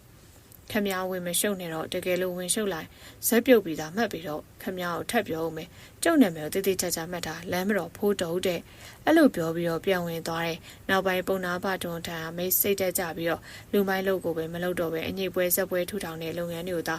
ာစောက်ချပြီးလှုပ်တော့တယ်အဲအားကြောင့်ကိုလိုနီခေတ်ကရန်ကုန်မြို့မှာလမ်းမတော်တန်စီကီလီမော့တင်တရုတ်တန်းအထိလမ်းမတော်ဖိုးတော်ရဲ့ပိုင်နယ်တွေဖြစ်သတ်မှတ်ကြပါတယ်စပက်လန်ကတင်ကြီးစီတီမက်စတီခန့်ပိုင်နယ်နေမြေဘူထထောင်ရှေ့ပိုင်းကိုတော့မန်ဆာဇာကကြီးစိုးထားပြီးတော့အနောက်ပိုင်းတကြောကိုတော့ဘူထထောင်ငမိုးရဲ့ပိုင်နယ်လို့အသီးသီးသတ်မှတ်ထားတယ်ဒါကကိုလိုနီခေတ်မှာနာမည်ကြီးတဲ့လူမိုက်ကြီးရဲ့အကြောင်းတစ်စီတစ်စောင်းပြောပြခြင်းပါလမ်းမတော်မော်တင်ကီလီတဝိုင်းမှာတော့ပုံနာပါထုံတို့ရှင်းမှာကြာသွားခဲ့ပြီးနောက်ပိုင်းလုပ်ငန်းလုပ်ကိုင်နေသူတွေကအတော်ပဲအနောက်ရှက်ကင်းသွားတယ်။ဦးကျော်တင်တို့ဖွင့်ထားတဲ့ပွဲရုံကလည်းအနောက်ရှက်သိမရှိပါ။နောက်ပိုင်းမှာထိုးနေမြေတဝိုက်ကိုလမ်းမတော်ဖိုးတုံးရဲ့တပည့်တွေကနေရာယူပြီးလှုပ်ရှားရှိတဲ့လှုပ်တွေကိုလှုပ်ကြတယ်။နေမောင်ကလမ်းမတော်ဖိုးတုံးနဲ့တရားကြောင့်မိုးမခပွဲရုံလူမိုက်တွေမလာပဲတိုးတော်တော့ဦးကျော်တင်ကအခွင့်အရေးမြူပဲပေးရမယ့်လိုင်းကြီးဆက်ကြီးကိုမှန်မှန်ပေးဆောင်ရတော့ပဲအဆင်ပြေနေရဲ့။အဲအားကြောင့်ခင်မောင်ကျော်ကပြောပါ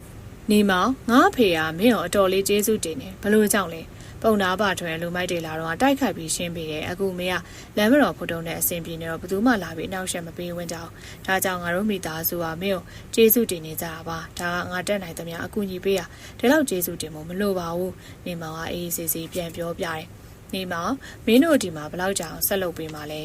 ဲညာလေးတရားမင်းတို့ဒီကထွက်ပြီးတော့စန်ဆိုင်ဖွင့်ဖို့စီစဉ်နေတယ်အဲ့လိုပြောတယ်ဟုတ်သလားလောလောဆယ်မလုပ်သေးပါဘူးဒီပွဲရုံမှာအတော်လေးအသားကြမှာငါတို့ပြန်ကြမှာပါကျေးဇူးတင်ပါတယ်ကွာတရက်မှာတော့နေ့လယ်ပဲလုပ်ပါတဲ့အချိန်ခင်မောင်စောတယောက်ကားနဲ့ရောက်လာကြအလုံးစပွဲနားမှာပဲနေရာပေးပြီးတော့လက်ဖေးဝိုင်းမှာလက်ဖေးမှာပြီးဧကန်ပေးရတယ်ညာလေးတရားဆင်းရဲစရာလုံးနဲ့အခန့်စကားပြောရဲမဝေးလာတဲ့နေရာမှာနေမျိုးကိုတင်ပို့ရငှက်ချောင်းအိတ်တွေကိုအလုတ်သမားလုံနေရနေမောင်ကကြီးကျက်ပေးရပါတယ်သူကဘသူလဲမြင်မှုတလို့ပဲခင်မောင်စောကမေးရဲ့သူလဲဘိုးကလေးကပြောင်းလာတာပဲမသိဘူးလားခင်မောင်စောကခေါင်းခါတော့ဒီပွဲရုံမှာအလုတ်လုံနေရလားအလုတ်သမားမဟုတ်ပါဘူးရောက်ခါဆောင်မကူညီလာပေးနေတာအကိုနဲ့ခင်မင်းရင်းနှီးကြတယ်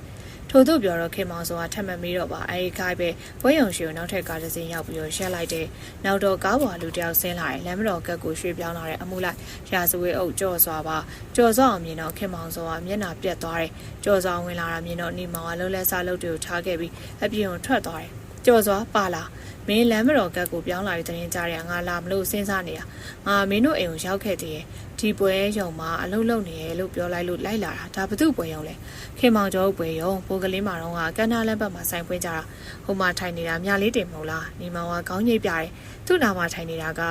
ကစတန်ရုံမှာအလုပ်လုပ်နေတဲ့ခင်မောင်စောမဟုတ်လားဟုတ်တယ်မင်းသိတယ်မဟုတ်လားသိတာပေါ့သူ့အမှုတွေတခုတောင်ခက်မှရှိသေးတယ်ဟင်ဘာအမှုလဲလက်စားတဲ့အမှုပဲလုပ်ငန်းရှင်တယောက်ကခက်မှတိုင်ကျဲဖွင့်ထားကြော်စွာပြန်ပြောတယ်အဲ့ဒီစကားကြတော့နေမောင်စိတ်တဲ့တိတ်ပြီးအော်ခြင်းမရှိတော့ပါနေမောင်စကားပြောနေအောင်ခင်မောင်စွာမြလေးတင်တဲ့စကားပြောနေရင်မှမကြခဏလှည့်ကြည့်နေဝိကျော်တင်တော့ပလိရာရှိတယောက်ရောက်လာကြောက်စိုးရင်စိတ်ဝင်သွားတယ်လူမိုက်တင်နဲ့ရန်ဖြစ်တဲ့ကိစ္စအတွက်မင်းမြန်ရလာတယ်လို့ထင်ပြီးနေမောင်နဲ့တွေ့ပြီးရင်းနေစကားပြောနေအောင်တွေ့တော့မှစိတ်သက်သာရသွားတယ်နောက်တော့မောင်ကျော်စွာနေမောင်မင်းတို့အလုံနာရဲ့ငါလုံအားရဲ့နဲ့ကြုံရင်ငါတို့တငယ်ချင်းတွေတနေရာမှာစားရင်တောင်းရင်စကားပြောကြရင်မကောင်းလားအဲ့လိုပြောတော့နေမောင်ကခေါင်းကနေပြတယ်ပြန်သွားလေတော့မရှိမနှောင်းမှာပဲခင်မောင်စောလည်းပြန်သွားထို့အခါမှာခင်မောင်ကျော်ကမေးပါတယ်နေမောင်စောစောလာဘာတူလဲသူတို့မြင်မှုတို့လိုတော့ရှိရဲ့ကြော်စွာလေးသူလဲပိုကလေးရပဲဩဒါကြောင့်မြင်မှုတဲ့ထင်နေအောင်ခင်မောင်ကျော်ကရေရွှလိုက်တယ်သူကပလက်ရာရှိဖြစ်နေရလားပမာတောင်ဝင်ကြနေလမ်းမတော်ကမှရောက်တာတော့မကြသေးဘူးသူရောက်လာတော့ငါတို့အတွက်ကောင်းတာပေါ့ကြည့်ရတာမင်းတို့ချင်းအတော်ကလေးရင်းနှီးပုံရတယ်သူကခင်မောင်စောကိုလည်းသိပုံရတယ်သိပါတယ်ခင်မောင်စောရဲ့အမှုတစ်ခုတောင်လမ်းမတော်ကမှရှိတယ်လို့ပြောသွားတယ်ဟင်ဘာမှုလဲလက်စားထားတဲ့အမှုပါပဲလုပ်ငန်းရှင်တို့ကတိုင်ကျဲဖွင့်ထားတာလို့ပြောတယ်အဲ့လိုပြောပြီးတော့နေမောင်လုံးဆရာရှိရဲ့လုပ်တွေကိုဆက်လုပ်နေပါတော့တယ်ညနေဘက်အလုပ်သိမ်းပြီးနေမောင်တို့ပြန်သွားတဲ့ကခင်မောင်ကျော်ကထို့အကြောင်းတွေကိုတမ်မီသားစုတောင်ပြန်ပြောပြတယ်ဦးကျော်တင်ကအံ့ဩဟန်မဖြစ်ပဲနဲ့ခင်မောင်ကျော်မရှိပဲမိသားစု၃ယောက်ကြံတော့မယ်ဘလို့လဲမမြမေကစတန်အရာရှိဆိုပြီးတော့သဘောကျလို့သမီးနဲ့တောင်လက်ထပ်ပေးဖို့စိတ်ကူးနေမှာမဟုတ်လားကြည်လေလောက်အောင်လက်ထပ်ပြီးမှတားယူထားတဲ့ငွေတွေစိုက်ပေးနေရလို့စီးပွားပြက်ပြီးအောင်ပြန်ပြောနေရမယ်အဲ့လိုပြောတော့တော်များမေကမလုံဝင်တော့ပါတရက်မှာတော့နေမောင်တို့၃ယောက်စလုံးပွဲရုံအလုံးလာတော့ကြော်စွာကားနဲ့လာခရာကြောင့်လိုက်သွားကြပါတယ်တရက်တော့နေမောင်တို့၃ယောက်စလုံးပွဲရုံလုံးနားရတော့ကြော်စွာကားနဲ့လာခရာကြောင့်လိုက်သွားတယ်မင်းရဲ့ကားနဲ့လိုက်ရတာတော့ကောင်းပါရဲ့ဘေးရမြင်ကပိုင်းနဲ့တွေဖမ်းလာထင်အခက်ပဲငမဲအောင်စကားကြားသဘောကျစွာကြီးရဲ့ငမဲအောင်ရဲ့မင်းကအရင်တိုင်းပါပဲအဲ့လိုထင်ပါဆိုလို့ယူနီဖောင်းတော့မွေးခဲ့ပါဘူးငမဲအောင်ရဲ့တနေရာရောက်တော့စားတောက်ဆိုင်တစ်ဆိုင်မှာဝင်ရောက်စကားပြောရင်စားတောက်ဆိုင်မှာဆိုင်ရှိတရုတ်လူမျိုးတအုပ်ဖြစ်တယ်ကြော်စောလမ်းမတော်ကတ်တဲကိုအသေးရောက်လာတဲ့ပလက်ရာရှိဖြစ်မယ်ပြီးတော့ပြပြတလဲလဲစီဗီဂျိုဗီအဲ့ခံတယ်မင်းနေမတွေ့ရတာတော့ကြပြီဘယ်ရောက်နေတာငါပဲခူးတိုင်းမှာတာဝန်ကျနေတာ3နှစ်လောက်ရှိပြီအခုတော့ငါဆရာရန်ကုန်ရွှေ့ပြောင်းရင်ငါတော့တပါးရဲခေါ်လာလို့ရန်ကုန်ပြန်ရောက်လာတာဒီနေရာစီးပွားရေးကောင်းတော့လိုချင်တဲ့သူတွေများတယ်ရင်းမင်းကြီးရဲ့ခွင့်ပြုမယ်ကိုရအောင်လုပ်ရတာကျော်စောဝစ်ကီကိုအနေငယ်တောင်းရင်ပြောပါတယ်မင်းရဲ့ဆရာဘာတူလဲရဲမင်းဥခေမောင်မအခုသူကရန်ကုန်တိုင်းကိုကြိုင်ရတဲ့တိုင်းရဲမင်းကြီးလေတိုင်းရဲမင်းကြီးကအစ်စ်မသေးလာပါအထက်မှာပလိန်မင်းသားရှိရတယ်မင်းတို့ကာဝဲရုံမှာဝင်လုံးနေတာဘာကိစ္စရှိလို့လဲကျော်စောအမေရောခင်မောင်ကျော်တို့မှာခက်ခဲရှိနေလို့ခဏဝင်ကူပေးနေတာဒီမောင်ကပွဲရုံဖွင့်စာမှာကလာလူမျိုးရဲ့အနောက်ရှက်ပေးအားကြောင့်လာရောက်ကူညီပေးခဲ့ရပုံနဲ့အကြောင်းပြောပြတော့ငါဒီရောက်လာတာဒီမှာရှိရလူမိုင်းတွေကငါနဲ့တွေ့ဖို့ဆက်တယ်ဖို့ကြိုးစားနေရဲ့မင်းကရောက်နေကြပြီဆိုလမ်းမတော်ဖို့တို့ကြောင့်ဗါရဲသိတယ်လေတတိချာချာတော့မသိရသေးပါဘူးတခါငါ့ကိုသူ့အိမ်ခေါ်တွေ့လို့သွားတွေ့ရသေးတယ်သူကလူမိုင်းဆိုပေမဲ့စိတ်သဘောတော့ကောင်းမွန်ရတယ်ကျော်စွာကောင်းနေတယ်အဲ့ဒီချိန်မှာပဲမှားထားတဲ့အစားတောက်တွေရောက်လာကြောက်စားတောက်တယ်ဒီမောင်တို့ကအရဲမတောက်တော့လေကျော်စွာဝီစကီနဲ့ငယ်မှာတောက်တယ်စားတောက်ရင်လည်းစကားပြောတယ်ဘာပဲဖြစ်ဖြစ်ကိုတာဝန်ကြရဲ့နေမြေထဲမှာရှိတဲ့လူမိုက်ကောင်းဆောင်တွေနဲ့တွေ့ပြီးတော့ပြောတဲ့တာတွေပြောထားမယ်ငါဆရာဦးခင်မောင်ကတိတိကျကျလောက်တတ်တာဆိုတော့ပြဿနာမဖြစ်ခင်ကြိုတင်ပြင်ထားမယ်ငါလည်းမတော်ဖိုးတုံးနဲ့တွေ့မင်းတို့ပါခေါ်ရမယ်ဒီမောင်ကကောင်းနေတော့ငါတို့ရန်ကုန်ပြောင်းရွှေ့ပေးတဲ့အကြောင်းရှိတယ်လူမိုက်ကောင်းဆောင်တွေနဲ့လူမိုက်ကောင်းတွေကိုတုတ်တည်ရှင်းလင်းပြရမယ့်တာဝန်တွေပေးထားတယ်ငါတို့ရှင်းလို့မရရင်ပလိတ်ဖွဲ့မှာအကျဉ်းဆုံးပလိတ်ရာရှိတူဖြစ်တဲ့ Get Up Brain ကိုထပ်လုပ်ပေးမယ်လို့သတင်းကြတယ်သူတို့ကိုအပြည့်ရှင်မလွယ်တော့ဘူးအနေနဲ့များတယ်အကောင်းဆုံးကသူတို့နဲ့ပေးယူလုပ်ပြီးတော့ပြဿနာမရှိအောင်နေရအကောင်းဆုံးပဲဒီမောင်ပြောပြတော့ကြော်စွာလက်ခံထားကြောက်တောက်လက်စားဖန်ကိုဇပွဲပေါ်ပြန်ချရင်ကောင်းကြီးတယ် မင်းပြောငါလည်းခံပါတယ်ငါလည်းဒီတိုင်းလှုပ်ဖို့စဉ်းစားထားပါတယ်ပြောရရင်တော့မျက်နှာဖြူတွေလည်းအောင်ပါသူရဲ့ကောင်မလုပ်ချင်ပါဘူးအနေဖြစ်မဲ့လို့ကိုငါမလုပ်ပါဘူးအဲ့လိုပြောတော့မင်းဒီလိုသဘောထားရှိအောင်ငါဝမ်းသာပါတယ်ဒါအပြင်မင်းတို့ပြောစရာရှိသေးတခြားမဟုတ်ဘူးတိတ်မကြသေးခင်ကအင်္ဂလိပ်တွေကပြန်ပြေးရတာမှာအင်္ဂလိပ်တွေပြေးဂျပန်တက်တွေဝင်ရောက်လာလိမ့်မယ်ငါတို့မြန်မာနိုင်ငံကနည်းနည်းပြန်ထူနိုင်မယ်မထင်ဘူးမိမောင်စောတင်ငမဲအောင်တို့3ယောက်ကအဲ့ဒီကြောင်သိမသိတာကြောင့်စားတော့ရင်လည်းကောင်းကြီးပြအောင်ပြတယ်။နောက်တစ်ခုကကလားတွေကလည်းအခုသာအေးဆေးနေရအကြောင်းတစ်ခုပေါ်လာတာနဲ့ပြဿနာရှာကိုအစင်သိပြင်နေမင်းတို့ကလည်းဘယ်နေအောင်မစိုးသတိထားပြီးလောက်ကင်ပါအေးပါငါတို့ကအေးမကြည့်ပါဘူးမင်းသာသတိရိယာထားပြီးလုပ်ဖို့အေးကြီးอ่ะအဲ့လိုစားတော့ရဲ့စကားပြောနေစင်တော့စားတော့ဆိုင်တွေနောက်ထပ်လို့တော့အောင်ဝင်လာတယ်ခင်မောင်စောနဲ့အဖော်2ယောက်ခင်မောင်စောကကြော်စောတွေရောလာအောင်နှုတ်ဆက်တယ်ခမရကိုကြော်စောမဟုတ်လားဟုတ်ပါတယ်ကျွန်တော်လည်းဘိုးကလေးရပါပဲတခါပွဲုံမှာတွေ့လိုက်တော့မြင်မှုတွေထင်လို့ကြည်နေဘလို့မှမအောင်နေပါနဲ့ဗျာကြော်စွာခေါင်းကြီးတော့ဒီမောင်တို့3ယောက်ကခေမောင်အေးမဆိုင်ဖ ೇನೆ အစားတောက်ကိုစားတောက်နေကိုကြော်စွာအခုဘယ်ဌာနမှာတာဝန်ထမ်းဆောင်နေပလိတ်ဖွဲ့မှာပါအမှုလိုက်ရာဇဝေးရာတူနဲ့လမ်းမတော်ကတ်ကိုပြောင်းလာတာမကြသေးပါဘူး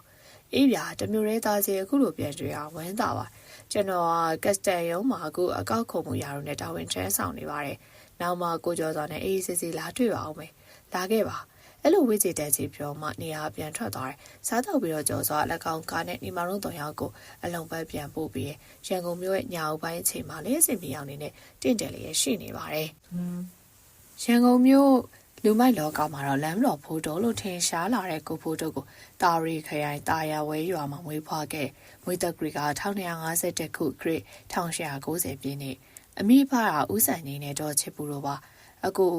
ုဖိုးတီညီကိုပါတဲ့အမဖြစ်သူမမကြီးနဲ့မမလေးတို့ရှိပြီးတော့မွေးစရာ9ယောက်ရှိတော့ကိုဖိုးတော်ကတားလက်ပါငယ်ရွယ်စဉ်ကတော့တတိကောင်းပြီးမဟုတ်မခံစိတ်ရှိတဲ့သူရွာမှာရှိတဲ့ဘုန်းကြီးကျောင်းမှာပညာသင်နေတဲ့အကြောင်းသားကြီးကမတရားနိုင်စင်အောင်ခေါင်းကုန်းမခံမဲနဲ့အဲအားကြောင့်မကြာခဏခက်ရန်ဖြစ်ပေါ်မှုတွေဖြစ်ပါတယ်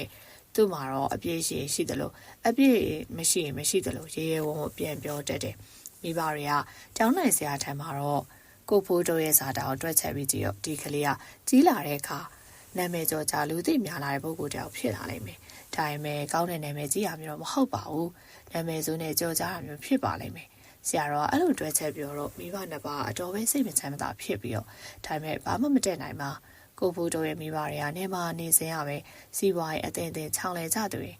နေဘက်မှာနေထိုင်ရတာအေးချမ်းမှုမရှိရတဲ့တခါရေကြီးရမျက်နှာရဆိုသလိုအတိမိတ်ဆွေရှိရန်ကုန်မြို့ရွှေ့ပြောင်းလာပါတယ်။အဲဒီချိန်ကလမ်းမတော်မှာကုံတဲ့ဥပိုးတင်ရှိရတော့၎င်းထက်မှနေထိုင်ကြတယ်။ဥပိုးတင်ဟာတာရဝဲရွာဇာတိလည်းဖြစ်ပြီးတော့ကိုဖိုးတို့ရဲ့မိဘတွေနဲ့ဆွေမျိုးသားချင်းမကင်းတာကြောင့်အဆအရရကုညီဆောက်ရှောက်ပေးခဲ့ပါတယ်။ဥပိုးတင်ဟာကားထောင်ချင်းအငြိပွဲဇက်ပွဲတွေကိုထောင်ပြီးတော့စီးပွားရေးကောင်းနေတဲ့သူပါ။ရန်ကုန်ပြောင်းလာကစားကိုဖိုးတော်ရဲ့အသက်က14နှစ်15နှစ်အရွယ်လောက်ရှိပါသေးတယ်။သူကအလုပ်ကြိုးစားပြီးတော့ဖျက်လက်သွားလိုက်တာကြောင့်ဥပိုးတင်ကသဘောတူပါတယ်။ဥပိုးတင်ထံမှာကားရည်စေးချင်းစပယ်ယာလုပ်တွေပဲဝင်လုံးရင်းနဲ့ကားမောင်းတင်ပါတယ်။နောက်ပိုင်းတော့ကားမောင်းကျွမ်းကျင်လာတဲ့ကအငိမ့်ပစ္စည်းဇက်ပစ္စည်းတွေကကားပေါ်တင်ပြီးဇက်ပွဲကားရောက်လိုက်ပို့ပေးရတယ်။ငယ်ရွယ်စဉ်ကနှခမ်းမွေးနဲ့ဥရိယကောင်းသူဖြစ်တဲ့အပြင်ပြောဝင်းဆိုရင်မဟုတ်မခံစိတ်ရှိသူဖြစ်တာကြောင့်လောဘော်ကိုင်ဘက်တရားခင်မင်မှုရှိကြပါတယ်။နောက်ပိုင်းတော့အငိမ့်ထောင်တဲ့အလုပ်ကားထောင်တဲ့အလုပ်တွေကိုကိုပိုင်ခွဲလုပ်တယ်လုပ်ငန်းကျွမ်းကျင်ပြီးတော့ကြိုးစားမှုကြောင့်လုပ်သမျှအောင်မြင်မှုရခဲ့ပါတယ်ကိုဖိုးတို့လူပြိုအရွယ်ရောက်တော့စီးပွားရေးချောင်းလဲပြီ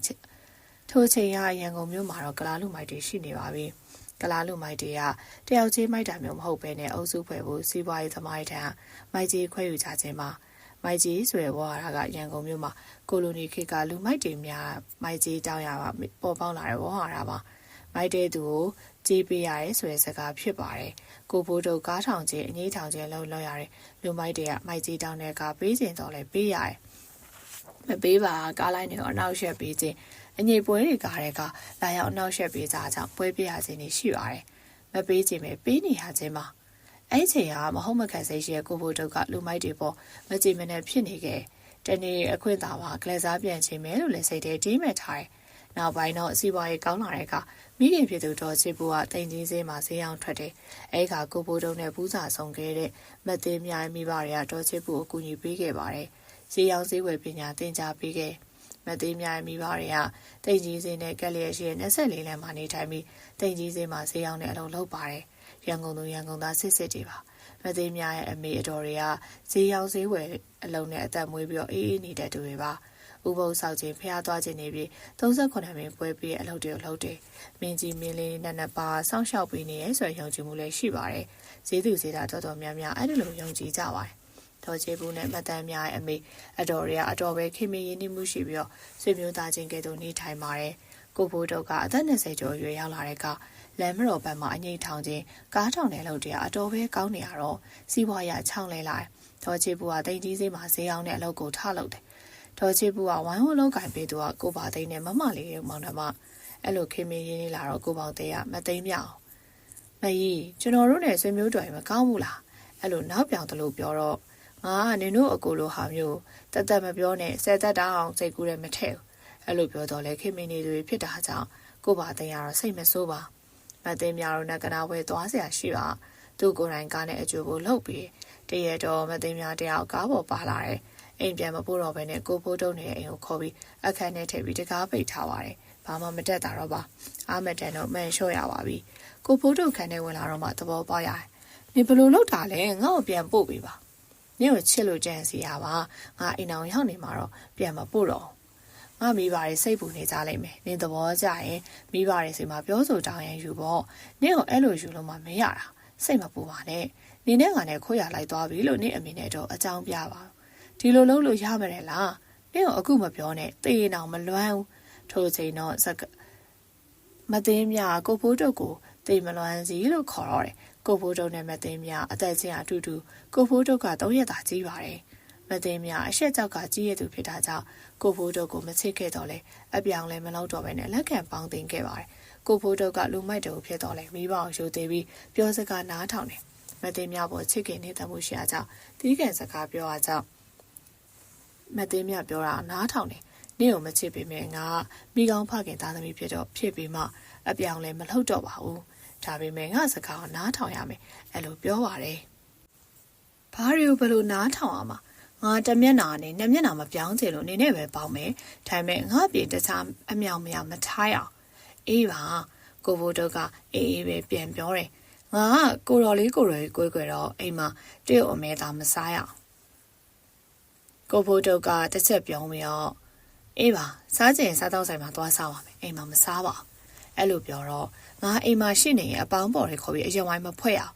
ကုတ်ကေမပွက်ရအောင်မလုပ်ပါဘူးအဲ့လိုကြိပေးထားပြီးနောက်အိမ်မှာဘာမှမလုပ်ပဲသူအရက်တောက်ခြင်းဝတ်သားစားခြင်းမသိများမရှိရဲ့အခါမှာပြုတ်လုပ်ပါတယ်မသိများတစ်နေ့တစ်ခါတောင်မြုံပွဲကိုဂုံရီသွားလေးရှိရတော့ထိုအချိန်ရောက်မှအပေါင်းအသင်းတွေဖိတ်ခေါ်ပြီးအိမ်မှာအရက်ဝိုင်းဖွဲ့ဒါပေမဲ့မသိများငယ်ငယ်များဖြစ်တာကြောင့်ကိုဖိုးတို့ပေါ်မှာတိုင်အောင်စီရှိရဲ့တောင်ကိစ္စတွေကိုတီးခန့်နေမတိသေးချွန်ပြုနေခြင်းမျိုးလည်းရှိပါတယ်သူယောက်ျားရန်ကုန်တစ်မြို့လုံးတည်းရဲ့အားလုံးကကြောက်ရွံ့နေရလူမိုက်ခေါင်းဆောင်တို့ဖြစ်တာကြောင့်မကြည်နေတာရှင်တော့တပည့်တွေရှိမှတော့လက်ကောက်ဧည့်သည်ရှိမှတော့လက်ကောက်ဘာမှပြောလည်းမရှိပဲဧည့်သည်ပြန်တော့မှပြောစရာရှိရပြောပါတယ်အဲ့လိုပြောရင်လည်းလက်ခံပါတယ်တဲ့အခါတပည့်တယောက်ကိုအိမ်အောင်တက်မှာရိုင်းနေဆုံးမှာငဲ့တဲ့မောင်အားကြောင့်လက်ကောင်းတို့ပြန်တော့မှနောက်သူမရှိနေကအဲ့ဒီလိုမနှိမ့်ဆန်ပြောပြတော့နောက်မှမလုပ်တော့ပါတဲ့အခါတလေအပြာအရက်တောက်လာပြီးအရက်မူးလာပါမသိမြကုတော်လုံးကဝင်မကောင်းဘူးနေကိုးကွယ်နေတဲ့တွေဝင်ကောင်းလောက်ခိုင်းပေးပါအဲ့လိုပြောရတော့မသိမြကြောက်လန့်သွားတယ်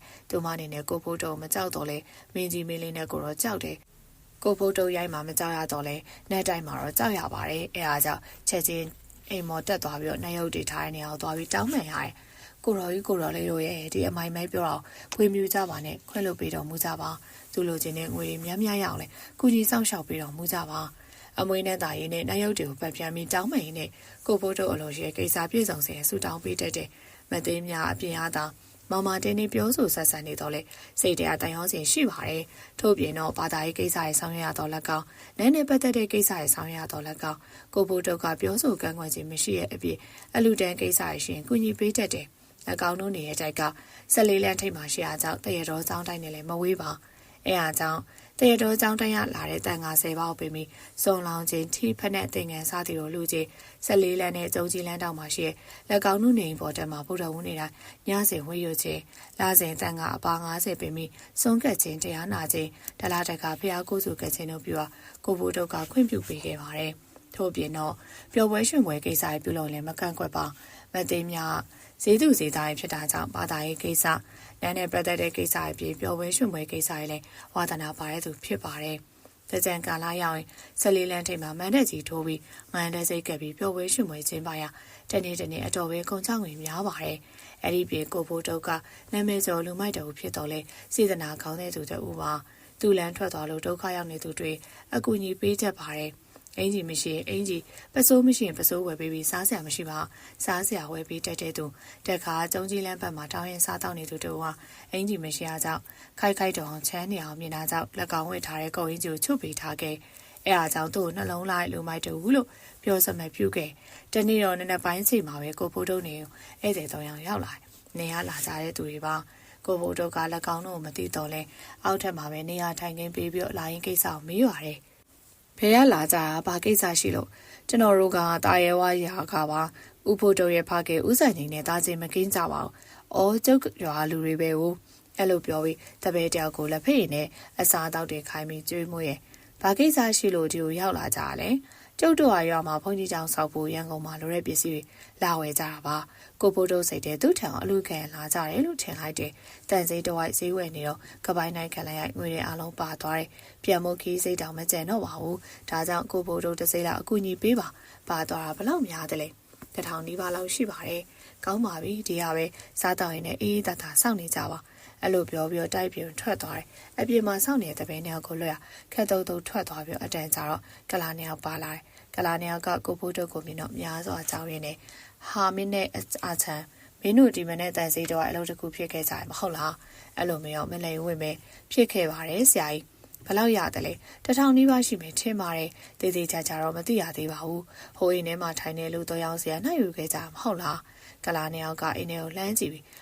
ဟုတ်ပါတယ်သူတို့ကငါရွာသားတွေပဲဖုန်ကြီးချောင်းဆောက်ဖို့ပစ္စည်းလာဝယ်ကြပါသူတို့ငွေပြန်ပေးလိုက်ပါအဲ့လိုပြောတော့ဟာမေကငွေတော့ကိုဖိုးတုတ်လက်ကိုပြန်ပေးလိုက်တယ်ကိုဖိုးတုတ်ကသူတို့နှစ်ယောက်ကိုတင့်တော်တဲ့ငွေပြန်ပေးရတင်းနေစွာပြန်သွားပါတယ်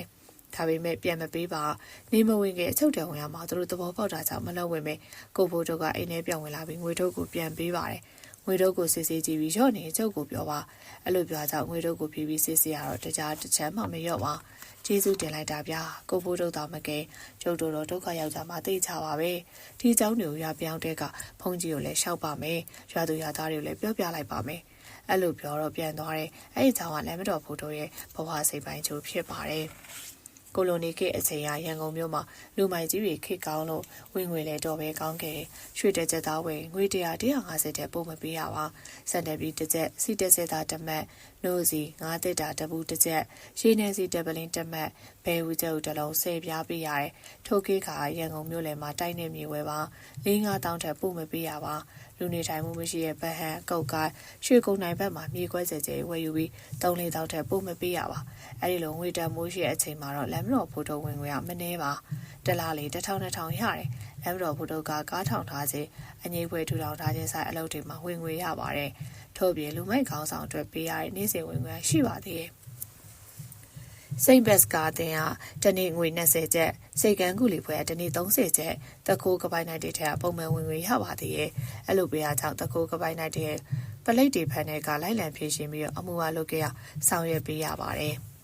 ်အမှုတစ်ခုပြီးအောင်လုပ်ဖို့ဆိုရင်ဒီတိုင်းလုပ်မရပဲတိတ်တော်ရင်ငွေပေးရတယ်ကာယကံရှိရပေးစရာမရှိပါလူမိုက်ကောင်းဆောင်စိုက်ပေးရဲ့ထို့ချေကအမှုတစ်ခုဖြစ်ပါလူသက်မှုမရိမှုမဟုတ်ပဲရိုင်းမှုခုံမှုကပိုင်းနိုင်မှုတွေဆိုရင်လမ်းမတော်ဖုဒ္ဓတာမျက်နှာပြလိုက်ပါအမှုကပြီးနိုင်တယ်အဲ့လိုပြောင်းလဲလာစဉ်ပလိမင်းကြီးရအစားပြီးတာမန်ပလိတွေတီသူအစင်နဲ့သူတင့်တလောက်ပေးရတယ်တရားသူကြီးရုံအုပ်ရုံစီရှေ့နေတွေလည်းပေးထားရတယ်အမှုကြီးရင်လည်းသိအောင်အမှုသိရင်လည်းလွတ်အောင်လူမိုက်ကောင်းဆောင်ကပေးထားရပါတယ်ထိုခေတ်ကဥပဒေရစောက်ထဲမှာရှိပြီးစင်ကြဲချမဲ့သူကတရားသူကြီးဖြစ်တဲ့ငွေမပေးပါအမှုကြီးရဲ့ပုတ်ထီးပုံမှန်တက်လိုက်တာထောင်ထဲမှာတက်တက်လုံးနေရတော့မယ့်အတိုင်းပြောတယ်ငွေနဲ့ပေးပါတက်ထားတဲ့ပုံမှန်တွေလျှော့ပြီးတော့ငွေများများပေးနိုင်မှာအမှုသေးသွားတယ်အဲအားကြောင့်ငွေနဲ့အမှုကြီးပြီးတော့ငွေများမှအမှုသေးတယ်လို့ပြောစမှရှိခဲ့ပါတယ် အဲအားကြောင့်လမ်းမတော်ဖိုးတိုကဲ့သို့လူမိုက်တုံးမှာတလားလင်ငွေ1000ကျော်2000ဝင်းနေတော့လေသူကြီး300တာတော့မဟုတ်ပဲပလိမင်းကြီးကစပြီးတော့ပလိတစ်ဖွဲလုံးပေးရတဲ့ပြည်တရားသူကြီးရှေ့နေရုံးစည်းတွေပါပေးရကန်ရိုင်းသူစီမှာရှိတဲ့တပည့်ရမနေပါလက်ကောင်းတို့လည်းစားတော့ဖို့ပေးရပြီးတက်ကိုကပိုင်းနိုင်တဲ့အလုံးမပြင်းစားတော့ဖို့အိတ်တွေကစိုက်ပေးရအဲအားကြောင့်ထုံမြောင်းဝင်ငွေကောင်းတော်လည်းမလောက်ပါထို့သူပေးထားတာကြောင့်တကူကပိုင်းနိုင်တူမလိမ်ဝင်ပဲနဲ့ဖေးနေအားဘလောက်ရတော့အမှန်တိုင်းပြောပြတယ်အဲ့လိုမပြောဘဲဖုံးကွယ်ထိုင်အရင်နဲ့ကခံရတယ်အချုပ်သေးဝင်ရတယ်တက်ခါတကူတယောက်ကရလာတဲ့ပစ္စည်းကိုအမှန်တိုင်းမပြောဘဲချန်ထားတာကြောင့်ရိုင်းနေစီစရာငှဲ့တန်ပေါအော်ဟစ်နေရအပေါ်ထဲမှာနေတော်သိများစေးပြီးပြောတော့မှတက်တာရတယ်ထို့ပြင်လူမိုက်တွေကသူ့နယ်မြေနဲ့သူရှိရစီးကြော်လို့တော့မရပါရန်ကုန်အရှိပိုင်းဗိုလ်တထောင်ဘက်မှာဗိုလ်တထောင်ငမိုးနဲ့မန်းမစာတို့ကြီးစိုးထားတဲ့စပယ်လန်မှာတော့တိန်ကြီးစိတ်တီကလာတတိမက်စတီခန်းရဲ့ပိုင်နယ်ဖြစ်ပါတယ်။မော်ဒီကီလီတဝိုက်ပုံနာပကုံလမ်းမတော်တဝိုက်ကလမ်းမတော်ဖူတော်ရဲ့ပိုင်နယ်ရခုပုံနာပထုံတွားရောက်စိန်ခေါ်ပြီးရှင်းရတော့ကောင်းမထောင်တော့ပါလမ်းမတော်ဖူတော်ကလမ်းမတော်သားမကတိန်ကြီးစိတ်တီသူ့ပိုင်နယ်လို့သတ်မှတ်ထားတဲ့မက်စတီခန်းတပက်ကလာလူမိုက်တွေကနေကြော်ပြီးတော့သွေးဆန်းကြမျိုးရှိမက်စတီကအရှိန်ဝါကောင်းတဲ့သူဖြစ်တာကြောင့်ဆရာအားကိုနဲ့သွေးဆိုးနေကြခြင်းမှာဒါအောင်လဲလမ်းမတော်ဖိုးတို့ကတိမခံပဲသူ့ကိုယ်တိုင်တော့ရောက်ရှင်းပါတယ်ရန်ကုန်မြို့ကမကျဲလာပါအဲ့လိုကျဲလာတဲ့မြို့မှာအရှိပိုင်းအနောက်ပိုင်းအလဲပိုင်းခွဲပြီးအလုံးလုံးနေရတာသဘောမကျလာပါထို့ပြင်ရန်ကုန်တစ်မြို့လုံးမက်စတီကမမဆာတို့လိုကလာလူများတွေကကြီးစိုးထားတာလဲသူမသိတတ်ပါအဲဒါကြောင့်လမ်းမတော်ဘုတို့ကကလာလူမိုက်ကြီးရဲ့လက်ရုံတပည့်တွေကိုစပြီးတော့ဖြို့ပါတယ်ကလာလူမိုက်တွေကြီးစိုးနေအောင်ဗမာလူမိုက်တွေဘာကြောင့်ငြိမ်နေရမှာလဲငါတို့သွေးဘလောက်နေရဲဆိုတာသိရစီမှာပေါ့အဲ့လိုကျင်းသွားပြီးတော့ထိုအချိန်ကမက်စတီကညာလက်ရုံတပည့်အမမဟုတ်ပါသူကနာမည်ကြီးကလာလူမိုက်ဗန်ဆိုရဲနဲ့မကိုလန်းကြားမှာရှိနေမြေကမမှုကြီးစိုးထားတဲ့နေမြေပါမမုတ်ကရဲခေရလူမိုက်ဘွားနဲ့နေရကြပြီးတော့မက်စတီကအကျွေးမွေးရဲ့ခါဆရာရှိနေပို့ပြီးလည်းရဲစရဲဖြစ်လာအဲအားကြောင့်လမ်းမတော်ဖိုးတုတ်ကနေမီတဲတီသွားပြီးတော့မမုတ်ကိုအရင်ရှင်းရတနေ့တာအားကိုရတပည့်ဖြစ်သူတောင်းတရုံခေါ်ပြီးတော့ပန်းဆိုရန်တီသွားပါတယ်မမုတ်ကိုတွေ့တဲ့အခါမူလီကောင်းတက်ထားတာချိန်တုံးတဲ့ကောင်ရရတော့မရှုမလားခံလိုက်ရ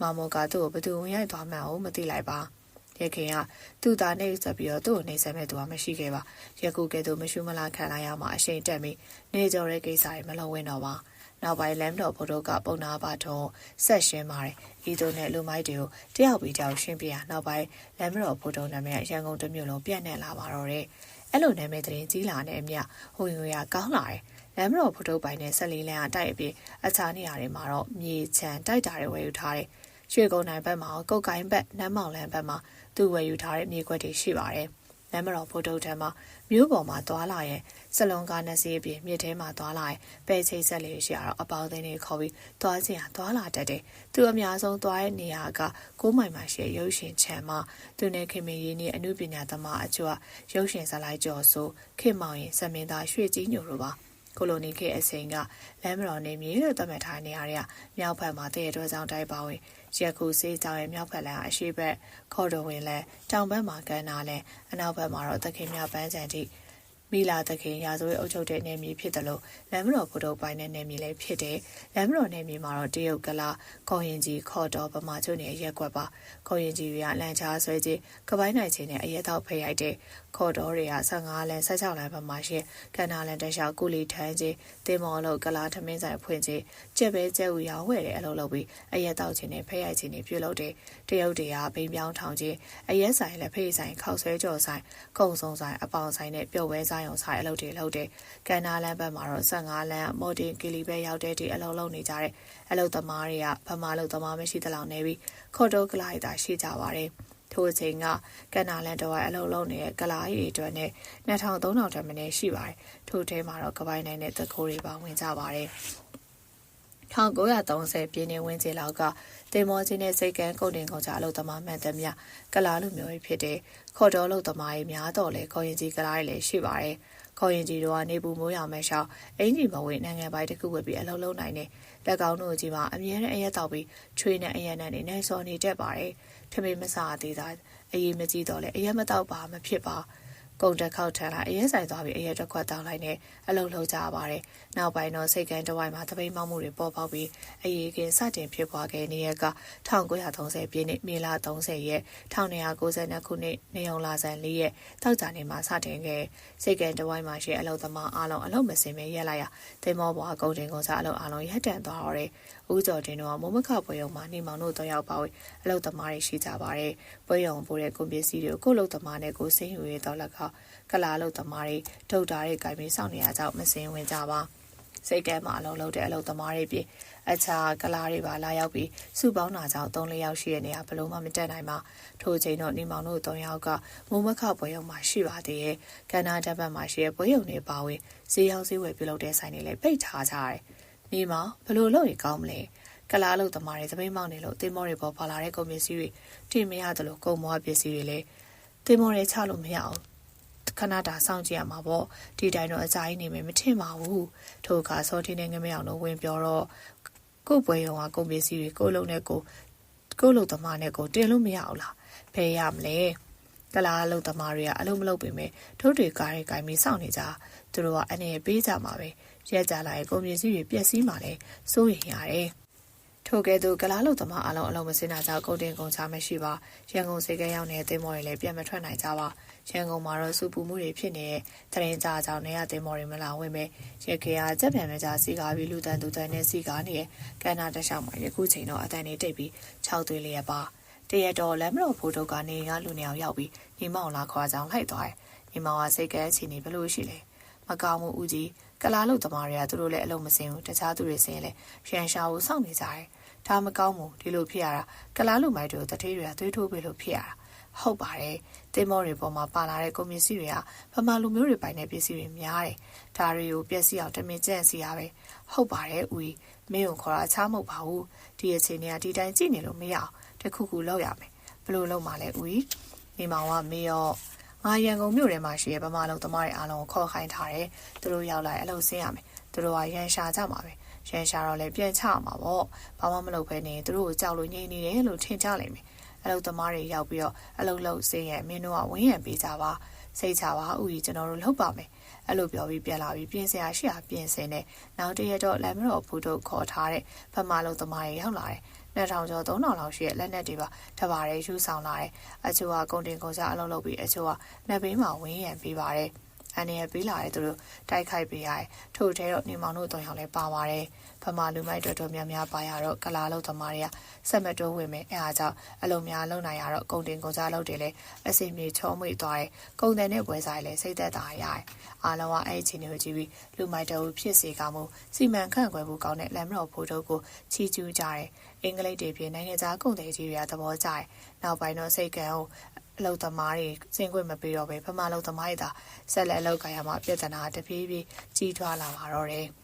အစပြိုးခဲ့တဲ့ပြဿနာတွေကထိုးများလုံးနဲ့ပြီးသွားတာတော့မဟုတ်ပါကလားအလုပ်သမားတွေကတနေ့လုံးမှတစ်နေ့စားတော့ရတာအလုပ်မရှိပဲရဲကြလာတော့စားဝတ်နေအခက်အခဲဖြစ်လာတယ်အဲဒီကပြဿနာမျိုးမျိုးရှာပြီးရန်ဝဲတွေစတင်လာတယ်1930ပြည့်နှစ်မေလမှာကလားဘက်မှာအထီးကရုံးတွေစတင်ဖြစ်ပွားခဲ့တယ်ကိုလိုနီခေတ်ကမြန်မာနိုင်ငံမှာပထမဆုံးဖြစ်ပွားခဲ့တဲ့အထီးကရုံးလည်းဖြစ်ပါတယ်။ဒေါ်မီလောင်ဒေါ်ကြောင်လက်ပတ်ပေါင်းခဲဆိုတဲ့ကဲ့သို့အခုရင်ယူရင်စောင့်နေကြတဲ့ကလာလူမိုက်ကြီးသွေးထိုးလုပ်ပေးသူတွေပါဝင်လာတော့သွေးထိုးမြောက်ပင်ပေးရကြောင့်ပြဿနာတွေတပြေးပြေးပုံမကြီးထွားလာတော့တယ်။နောက်ပိုင်းမှာတော့ရိုက်ပွဲတွေတပ်ပွဲတွေအထိဖြစ်လာတယ်။နောက်တော့ရန်ကုန်စိတ်ကံတဝိုင်းမှာမကပဲရန်ကုန်မြို့ရင်းပါကူးခတ်လာတယ်။ရဲကြလာတဲ့အခါရန်ကုန်မြို့သားမကတော့ပဲဗမာတပြည်လုံးကလာဘက်မှာထီကရုံပေါ်ပေါက်လာတယ်။နေရာနဲ့ရံပွဲတွေတပ်ပွဲတွေဖြစ်တော့သွေးချင်းချင်းနေပြီးအသေးပြောက်လဲအတော်ပဲများလာပါတယ်။အစာပိုင်းကပွဲကြီးပြည်သက်အနေနဲ့ထိုင်ကြည့်နေခဲ့ဗလိပ်ဖွဲကလည်းမျက်လုံးပြူးလာရတယ်။မတိကျေးကြုံပြူထားမှအချင်းကြီးစိုးလာတော့ထိန်းသိမ်းနေကြိုးစားပါတယ်။ဒါပေမဲ့မရတော့ပါ။ရံမီးရှင်ကောင်းစရာမငြိမ်းမဲထားရအရှင်ကောင်းလာပြီးမိတောင်မီလဲပွားရောက်တော့ငြိမ်းသက်ရမရတော့ပဲနဲ့တရက်တော့ကြော်စွာရောက်လာပြီးတော့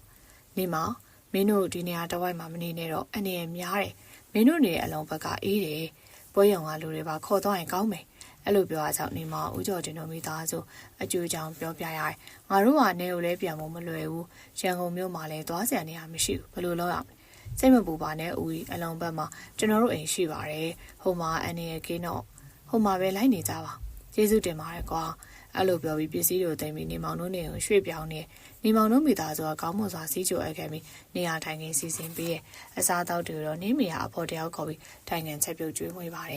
်အလုံးဘက်မှာကိုလိုနီကိချိန်ကလူနေအိမ်ကြီးမများပဲနေရာတိုင်းမှာတော့တတော်ဝါတော်တွေနဲ့တောင်ကုန်းတွေကဖုံးလန်းထားပါတယ်နေထိုင်သူတွေကလည်းဗမာနဲ့ကရင်လူမျိုးအချို့ရှိပြီးတော့နေထိုင်ရင်ကောင်းတော့လဲစီးပွားရေးလုပ်ရင်မကောင်းတာကြောင့်ကလာနဲ့တရုတ်လူမျိုးတွေလာရောက်နေထိုင်ခြင်းမရှိပါယခုကလာဘက်မှာထီကုံဖြစ်နေရန်မီးရအလုံးပဲရောက်မလာပါမြို့ထဲမှာတော့ရန်ပွဲတွေအရှင်ကောင်းစွာနဲ့ဖြစ်နေကြဆဲပါတာဝန်ရှိသူတွေကအေးချမ်းအောင်စူးစမ်းနေတော့လဲမအောင်မြင်သေးပါနေရအနဲ့လူသက်ပွဲဖြစ်ပေါ်နေကြဆဲရှိပါသေးတယ်ရန်ကုန်မြို့မှာတော့ကလာလူမျိုးအများစုနေထိုင်တာကြောင့်တေးတော့လဲကလာလူမျိုးရဲ့အသေးပြောက်ရှိတယ်ဗမာတွေလည်းတေးကြတယ်နေမောင်တို့တောင်ရောက်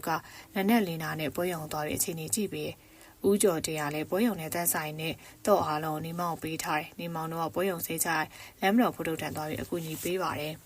ညနေပိုင်းရောက်မှအလုံးဘက်ပြန်လာပြီးတော့အခြေအနေဆိုးရွားနေပါပွဲရုံမှာပဲညာအိပ်ပါတယ်အလုံးဘက်မှာတော့ကလားတွေမရှိလို့ဆိုတော့လေမောင်တော်လန်းသစ်ဆက်ဝင်နေမှာရှိအလုံးသမားအများစုကလားတွေဖြစ်တာကြောင့်အဆအဆအသတိထားပြီးသွားလာနေရတယ်ဦးကျော်တင်တို့ကသူတို့ထိုကဲသို့ကူညီစောင့်ရှောက်ပေးထားကြောင့်အများစွာကျေးဇူးတင်နေကြပါတယ်ကျုပ်တို့မိသားစုအခုလိုကူညီပေးတာကျေးဇူးတင်ပါတယ်ဗျာဒီကျေးဇူးလည်းဘယ်တော့မှမမေ့ပါရပါတယ်ဗျာကိုမျိုးသားချင်းချင်းတွေပဲအကြောင်းရှင်ဒီလိုပဲကူညီပေးရမှာပေါ့ဘာမှအာနာဆန်မလို့ပါဘူးစိတ်အေးတာနဲ့နေကြပါဒါထက်မောင်နေမောင်ကပြောတယ်ဆိုင်ဖွင့်မယ်ဆိုတာဘလို့ကုန်နေရောက်မှာ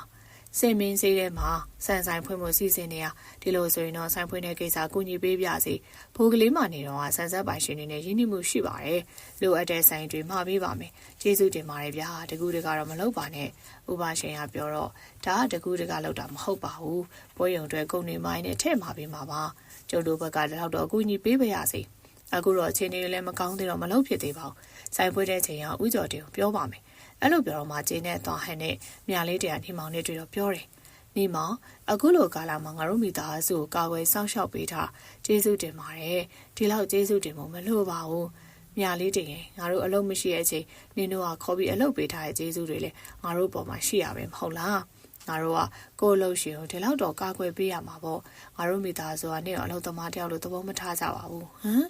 နေမောင်မြလေးတေကိုတက်ချက်ကြည့်ပြီးတော့ထားပြေဘလို့သဘောထားလဲအဲ့လိုမျိုးမြလေးတေကချက်ချင်းပြန်ပြောပဲအကြည့်လွဲသွားတယ်ခဏကြာမှငါတို့မှအကူညီလိုနေတဲ့အချိန်မှလာပြီးအကူညီပေးကြတယ်လို့သဘောထားကြတာပါဒါထက်မေးရပါအောင်မယ်နေုံခင်မောင်စောကစိတ်ဝင်စားနေပုံရတယ်နေရောဘလို့သဘောထားတယ်လဲငါဒီကိစ္စကိုလွယ်လွယ်ဆုံးဖြတ်မဲ့သူမဟုတ်တာသူပြောလဲစိတ်ဝင်စားပါမလွဲတာလို့နားထောင်ပြီးရုံပါပဲဘာကြောင့်မေးရသိချင်လို့မေးကြည့်ရပါနေငါနဲ့ပတ်သက်တဲ့အကြောင်းတွေကိုစိတ်ဝင်စားနေလို့လားဒီအချိန်မှာပြောရင်အခွင့်အရေးယူသလိုဖြစ်နေမှာပေါ့နောက်ပြီးပြောလဲမပြောသင့်ပါဘာဖြစ်လို့လဲအလုပ်ရှင်သမီးကိုအလုပ်သမားစိတ်ဝင်စားနေလို့မှမဖြစ်တာငါတို့မိသားစုကဒီလိုအစင်တန်ခွဲခြားတတ်တဲ့စိတ်မျိုးမရှိပါဘူးဒီလိုဆိုရင်တော့အေးစစ်စစ်ဖြစ်တဲ့အချိန်ငါစိတ်ထဲမှာရှိရဲ့ပြောချင်သမျှစကားတွေပြောပါမယ်မြာလေးတည်းမျက်နှာပေါ်အပြောရည်လေးတန်းသွားတယ်အဖေတို့ကပြောတယ်အင်္ဂလိပ်တွေကမကြခင်ပြေးရတော့မှာတဲ့အင်္ဂလိပ်တွေပြင်ဖက်စိတ်ဂျပန်တွေရောက်လာကြမှာလို့ပြောတယ်ခေတ်ကောင်းမှုတော့ရှိမယ်မထင်ဘူးနေမောင်ကသဘောပေါက်သွားတယ်ဒါဖြစ်လေခင်မပြက်ကင်ပြောချင်တာလေးပြောတိုင်းကောင်းမယ်ထင်တယ်မြာလေးတင်ငါနဲ့ပေါ်စိတ်ဝင်စားမှုရှိနေပါတယ်နင်စဉ်းစားပေးနိုင်မလားစဉ်းစားတာတော့ဟုတ်ပါပြီငါဘက်ကလက်ခံပေးဘယ်လိုလုပ်မှာလဲ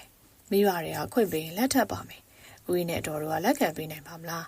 းအတော်ကခင်မောင်စောလို့အရာရှိတယောက်ကိုသဘောကျပုံရတယ်ဒါကတွေ့စားပါအခုအဖေကပြောထားလို့အမေကစိတ်လျှော်သွားပါပြီဦးကြီးကဘယ်လိုပြောလို့လဲငွေရှိရအရာရှိရတဲ့ကိုမိသားစုတွေအားကိုးရတဲ့သူမျိုးပဲလိုချင်တယ်လို့ပြောတော့မှအမေလည်းသဘောပေါက်သွားတယ်ထင်ပါရဲ့အဖေနဲ့ငါကွာနှစ်တော့တော်လေးအားကိုးကြတယ်အဲ့စကားကြောင့်နေမောင်စိတ်ထဲကျေနပ်သွားတယ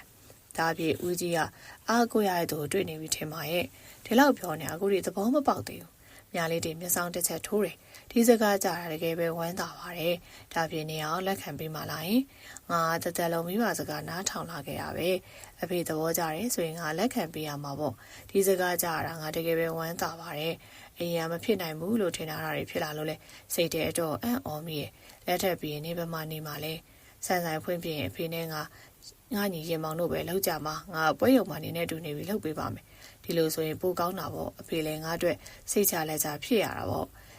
နေမောင်အတွက်ရက်ခဲမဖြစ်နိုင်ဘူးထင်တာကြောင့်စိတ်လျှော့ထားတဲ့ကိစ္စမမျှော်လင့်ပဲဖြစ်လာပြီမိမိချစ်ခင်နေတဲ့သူပိုင်ဆိုင်ခွင့်ရတော့မှဖြစ်တာကြောင့်အတော်လေးကျင်းနဲ့ဝမ်းသာမှုဖြစ်နေပါတော့တယ်တရက်မှာညနေပိုင်းချိန်ရောက်တော့ခင်မောင်စောတယောက်နေမောင်တို့နေကိုကားနဲ့ရောက်လာမေးမြန်းစုံစမ်းပြီးရောက်လာခြင်းမှာကားကိုလမ်းမပေါ်ရပ်ထားပြီးအိမ်ရအောင်ရှောက်လာခြင်းဖြစ်တယ်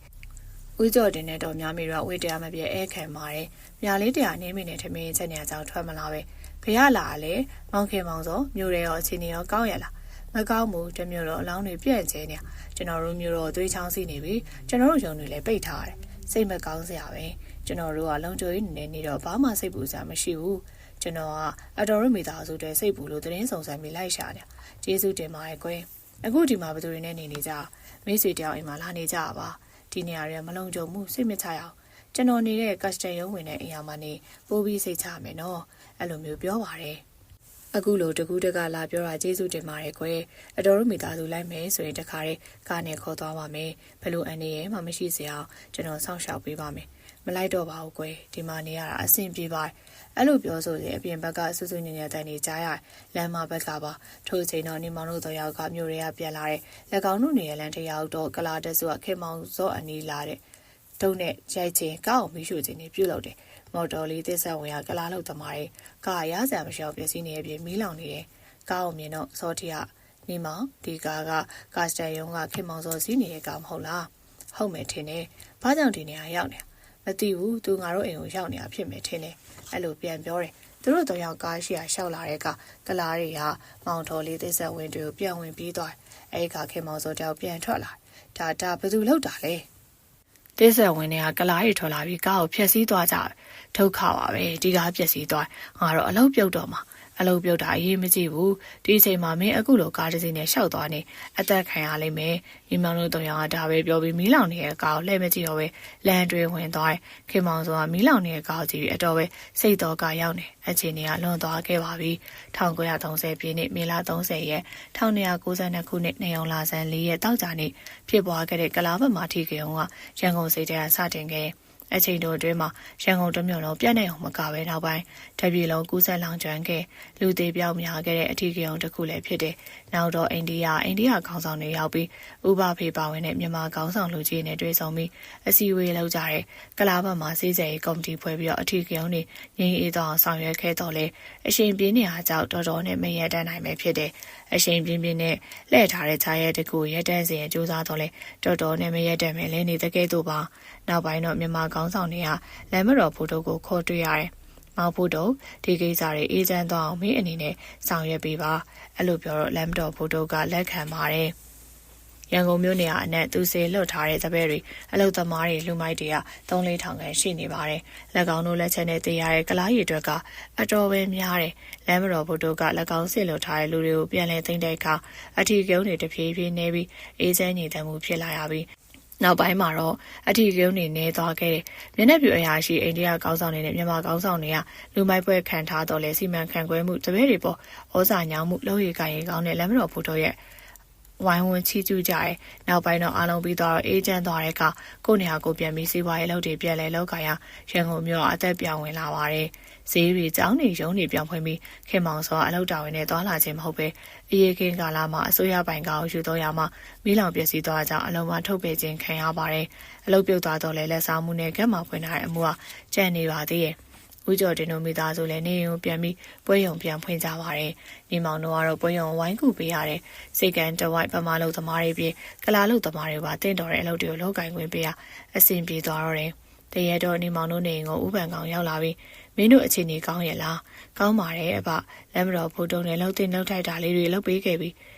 အကုသို့တော့နည်းနည်းရတာပေါ့နေမောင်ကအရေးခင်းကာလမှာကလာချိုနဲ့ရံပွဲဖြစ်ခဲ့ရခြင်းကိုတွဲဝိုက်ပြီးပြောပြခြင်းမှာဒါကအကုသို့အလုံးလို့မခေါ်ပါဘူးဒီကာလမှာမင်းတို့ကကောင်းကုတ်ခံနေသူတို့ကမင်းတို့ကိုအနိုင်ယူသွားမှာပေါ့ကိုယ့်အသက်ကိုတတ်ဖို့လာတဲ့သူအကုသို့ဖြစ်မှာဆိုလို့ဒီတိုင်းခံနေမင်းသိမှာပေါ့မှန်ပါတယ်ဒါတဲ့အဖဖေးရင်ဆရာတယောက်ဆိုတော့ဒါမျိုးတွေမဖြစ်အောင်ရရချေလို့မရအောင်လားတမျိုးလုံးဖြစ်နေရရတဲ့အခြေအနေတော့လည်းဘာထူးမှလဲဒီလိုသာရရင်အင်္ဂလိပ်တွေရဲ့လက်အောက်ကိုတော့ရောက်မယ်မထင်ဘူးအဲ့လိုမျိုးပြောပါတယ်အခုတိတ်မကြခင်အင်္ဂလိပ်တွေပြေးပြီးဖက်စစ်ဂျပန်နေလာတော့မယ်အဲ့ဒါရတဲ့အခြေလို့မရအောင်ဘုံတွေချိုင်းဘယ်နေရာမှာနေရမယ်ဆိုတာကြိုပြီးသိထားကြ အတီကုန်းတွေဖြစ်နေတော့ကအဖဘာတွေလုပ်နေတယ်လေလက်တစ်ဖက်တာပတိစိတ်ပြီးကျန်တစ်ဖက်ကဝင်းတုပ်ကင်ထားတယ်ဖះဘော်ထီတော့မလာကြပါဘူးအဲ့လိုပြောပြီးလက်ဖေးတစ်ခွက်တောက်ပြီးမှငါလာတာတခြားမဟုတ်ဘူးမင်းတို့ဆန်ဆိုင်ဖွင့်မှုစဉ်းစားထားရမဟုတ်လားမှန်ပါတယ်အဲ့လိုစိတ်ကူးထားရအခုချိန်အကောင်းဆုံးပဲခေကမကောင်းတဲ့ပြင်အထီကုန်းဖြစ်လိုက်တော့လူတွေကြက်တဲသွားကြပြီအဲအားကြောင့်ဆန်ရောင်းတာကောင်းတယ်မရှိတဲ့သူတွေကိုလူတလူရောင်းချကြတာပေါ့လူတလူရောင်းတယ်ဆိုတာဘာဟုတ်ပြောရလဲဗျတချို့ကတော်မီလောင်တောကြောင်လက်ပတ်ပေါင်းခန့်ဆိုသလိုခေပြန်မှာအမျက်ပုံယူပြီးစီးပွားဖြစ်ရောင်းကြတယ်နေမောင်ကကောင်းကြီးပြပါတယ်ငါပြောတာမရှိစင်ရတဲ့သူတွေလာဝင်အမျက်သိမ့်မျိုးပဲတင့်တော်တဲ့ဈေးနဲ့ရောင်းပေးဖို့ပြောတာမလူတဲ့ဈေးရောင်းဆိုတဲ့စကားလိုပေါ့ကောင်းပါပြီအဘပြောတဲ့အတိုင်းလုပ်ပါမယ်အဲနောက်ဥပန်ကောင်လည်းပြန်သွားတယ်နောက်မကြခင်မှာနေမောင်တို့မိသားစုအလုံးအမိုက်ပုံကြီးနဲ့မဝေးလာပဲအသွားလာလွယ်ကူစင်ပြေတဲ့စင်မေးဈေးဟောင်းမှာဆန်ဆိုင်ဖွင့်ကြတယ်ဦးကျော်တင်ကသူပြောထားခဲ့တဲ့အတိုင်းဘိုးကလေးမျိုးကဆိုင်တွေကိုလာပို့ပေးရဲ့ဥပါရှင်ရင်မောင်နဲ့နေမီတို့ကဆန်ဆိုင်ကိုလောက်ကင်နေထို့ပြင်မိုးမခောက်ပွေရောကငါ6မျိုးစုံပစုံကြောင့်ငပိငပြာရီတို့ပါဖောက်တယ်ယူပြီးတော့အယောင်ချရအယောင်ဝဲကောင်းလာတယ်လက်ကောင်းတော့ဥပန်ကောင်ပြောသလိုအမြဲများမယူပဲတင့်တော်တဲ့ဈေးနဲ့ရောင်းချရအလုပ်သမားလက်လုပ်လက်စားတွေအတွက်များစွာအဆင်ပြေကြတယ်နေမောင်တို့ကပွဲရုံမှာဆက်လုပ်ပေးနေကြပါတယ်တနေ့တော့နေမောင်ရှိနေတဲ့ပွဲရုံခင်မောင်စောရောက်လာတယ်ရက်ခေကနေမောင်စောတို့တော့ရောက်ကိုတွေ့မသိရန်ဆောင်နေတော့လေရခုတော့တကူတကလာရောက်တွေ့ချိန်မှာအလုပ်ပြုတ်သွားပြီဖြစ်တာကြောင့်ရက်ခေကကဲတော့ကားနဲ့မလာတော့ပဲလမ်းချစီပြီးရောက်လာတယ်နေမောင်ငါမင်းနဲ့တွေ့ပြီးအကူကြီးတောင်းစရာရှိလို့လာခဲ့တာမင်းငါ့ကိုမှတ်မိရမဟုတ်လားမြင်မှုတယ်လို့တော့ရှိပါတယ်ငါလာတာကြားမဟုတ်ပါဘူးလက်မတော်ကတည်းကကိုကျော်စွာမင်းနဲ့သိရမဟုတ်လားငါအမှုတကူသူ့လက်ထဲမှာရှိတယ်ဘာအမှုလဲတယောက်တစ်ထည်တယောက်ကမကြည့်နဲ့လို့တရားဆွဲတာဆွဲချက်တောင်မတင်ရသေးပါဘူးလက်ပေးလိုက်ယူပါရဲ့ငါလည်းဘာမှမလုပ်ပါဘူးအဲ့ဒါကိုကျော်စွာအမှုပုတ်ပေးဖို့မင်းကပြောပေးပါဒီတော့မှသဘောပေါက်တယ်ကျော်စွာနဲ့ခင်မင်းမဲ့သူ့တောင်းဝင်သူ့လုပ်တယ်ဘာမှဝင်မစွတ်ဖက်ပါဘူးမင်းလာတာမှားနေတယ်ငါစီလာမယ်စားရှင်းနေတယောက်စီသွားပြီးအကူကြီးတောင်းရင်ပို့ကောင်းမယ်အဲ့လိုပြောတော့မျက်နှာပြက်သွားရတယ်ငါတောင်းမှန်ပါတယ်ငါမှအလုပ်ကလည်းမရှိတော့အခက်အခဲဖြစ်နေလို့ပါငါကပွဲရုံမှာအလုပ်လုပ်နေအလုပ်သမားတယောက်ဆိုတော့ဥပဒေကိစ္စတွေကိုဘာမှမသိပါဘူးငါကြောင့်ရှင်းနေစီသွားပါငါအကူကြီးမပေးနိုင်တာစိတ်မကောင်းပါဘူးအဲ့လိုပြောလိုက်မှမျက်စိမျက်နှာမကောင်းစွာနဲ့ပြန်သွားတယ်အခြေအနေကအေးသွားတဲ့အခါနေမောင်ကမြလေးတင်နဲ့လက်ထပ်ရင်ပြင်ဆင်ရတယ်ညာလေးတင်ကနေမောင်နဲ့လက်ထပ်မဲ့အကြောင်းကိုမိဘတွေကိုအသိပေးရဲ့ကနေအောင်စလုံးကခွင့်ပြုပေးခဲ့အထီးကုန်းကာလာတဲ့ရှောင်းလုံးနေမောင်တို့အိမ်မှာနေခဲ့ရမှတမိသားစုအကြောင်းတမိသားစုကသိခဲ့ပြီးဖြစ်တာကြောင့်သဘောတူခဲ့ကြခြင်းမှာခေတ်ကာလမကောင်းတာကြောင့်မင်္ဂလာပွဲမလုပ်ဖြစ်ခဲ့တော့လဲကြော်စွာမိတ်ဆွေတရားသူကြီးတို့ကိုဖိတ်ကြားပြီးမိဘတွေရှင်းမောင်မှာလက်ထပ်ပေးခဲ့နေမောင်မင်းကတော့တကယ်ပဲရန်သူတွေနဲ့တွေ့တော့လဲမကြောက်ဘူးကိုချစ်တဲ့သူကိုရအောင်ကြိုးစားတော့လဲနောက်မဆုတ်ဘူးငါကချစ်သူကိုရဖို့စူးကြောက်တတ်တဲ့သူမဟုတ်ဘူးဘလောက်ခက်ခဲပါစေကိုလိုချင်တာကိုရအောင်ယူတတ်တယ်ဒီလိုပဲရန်သူနဲ့တွေ့ရင်လည်းဘယ်တော့မှဒူးမထောက်ဘူးနိုင်အောင်တိုက်တယ်ဒါဖြင့်မင်းကချစ်သူရဲ့ရှေ့မှာစူးကြောက်သူမဟုတ်တယ်လို့မုန်းသူရဲ့ရှေ့ရောက်တဲ့အခါဒူးထောက်မဲ့သူမျိုးမဟုတ်ဘူးပေါ့ကြောစားစကားကြောက်စောတိနဲ့ငမေအောင်တို့ကသဘောကျတယ်ဦးကျော်တင်နဲ့တော်များတို့သားမကခင်မောင်ကျော်ကပါညီမဖြစ်သူတွေစိတ်အေးသွားတယ်လို့မိသားစုတွေလည်းအလုပ်တွေပါအားကိုးရမဲ့သူမျိုးရရှိအကြောင်းကျင်းနေတယ်ကိုတော်မမျော်လင့်မဲမြားလေးနဲ့လက်ထပ်ခွင့်ရတာဝမ်းသာမိပါတယ်တက်တက်လုံးသစ္စာရှိရှိနဲ့လက်တွဲသွားပါအောင်လေဂရိပေးပါတယ်ကျမလည်းဒီလိုပဲပေါ့မိဘတွေကလည်းသဘောကျကျမစိတ်ထဲကလည်းနှစ်သက်သဘောကျတဲ့သူမျိုးနဲ့လက်တွဲခွင့်ရတယ်တကယ်ပဲကြည်နေပါတယ်တက်တက်လုံးကျမဘက်ကလည်းဘယ်တော့မှသစ္စာမပြတ်စေရပါဘူးထိုကဲ့သို့ပြောပါတယ်သူတို့နှစ်ယောက်အနေနဲ့နေပေါင်းများစွာအချစ်တူဘဝနဲ့မနေခဲ့ကြရစေရမှုဖူးစာကံပါလာကြောင့်ဘဝတသက်တာလက်တွဲခွင့်ရတာကြောင့်စိတ်ထဲပျော်ရွှင်မှုနဲ့တူခြင်းနဲ့ပီတိဖြစ်စရာကောင်းနေတာအမှန်ပါဟုတ်ကဲ့ပါရှင်အခုဆိုရင်တော့စာရေးသူထွေးဆက်ကရေးသားထားတဲ့တန်ဖလောင်အောက်ကမန်ဆွေဆိုတဲ့ဇာတ်လမ်းလေးကပြီးဆုံးသွားပါပြီဇလန်လေးကိုနားဆင်ပေးကြတဲ့ပရိသတ်အားလုံးကိုလည်းကျေးဇူးတင်ပါတယ်ဆက်လက်ပြီးတော့မှဇလန်ကောင်းများစွာထုံးလင်းတင်ဆက်ပေးသွားမှာမို့စောင့်မျှော်အားပေးပါအောင်ရှင်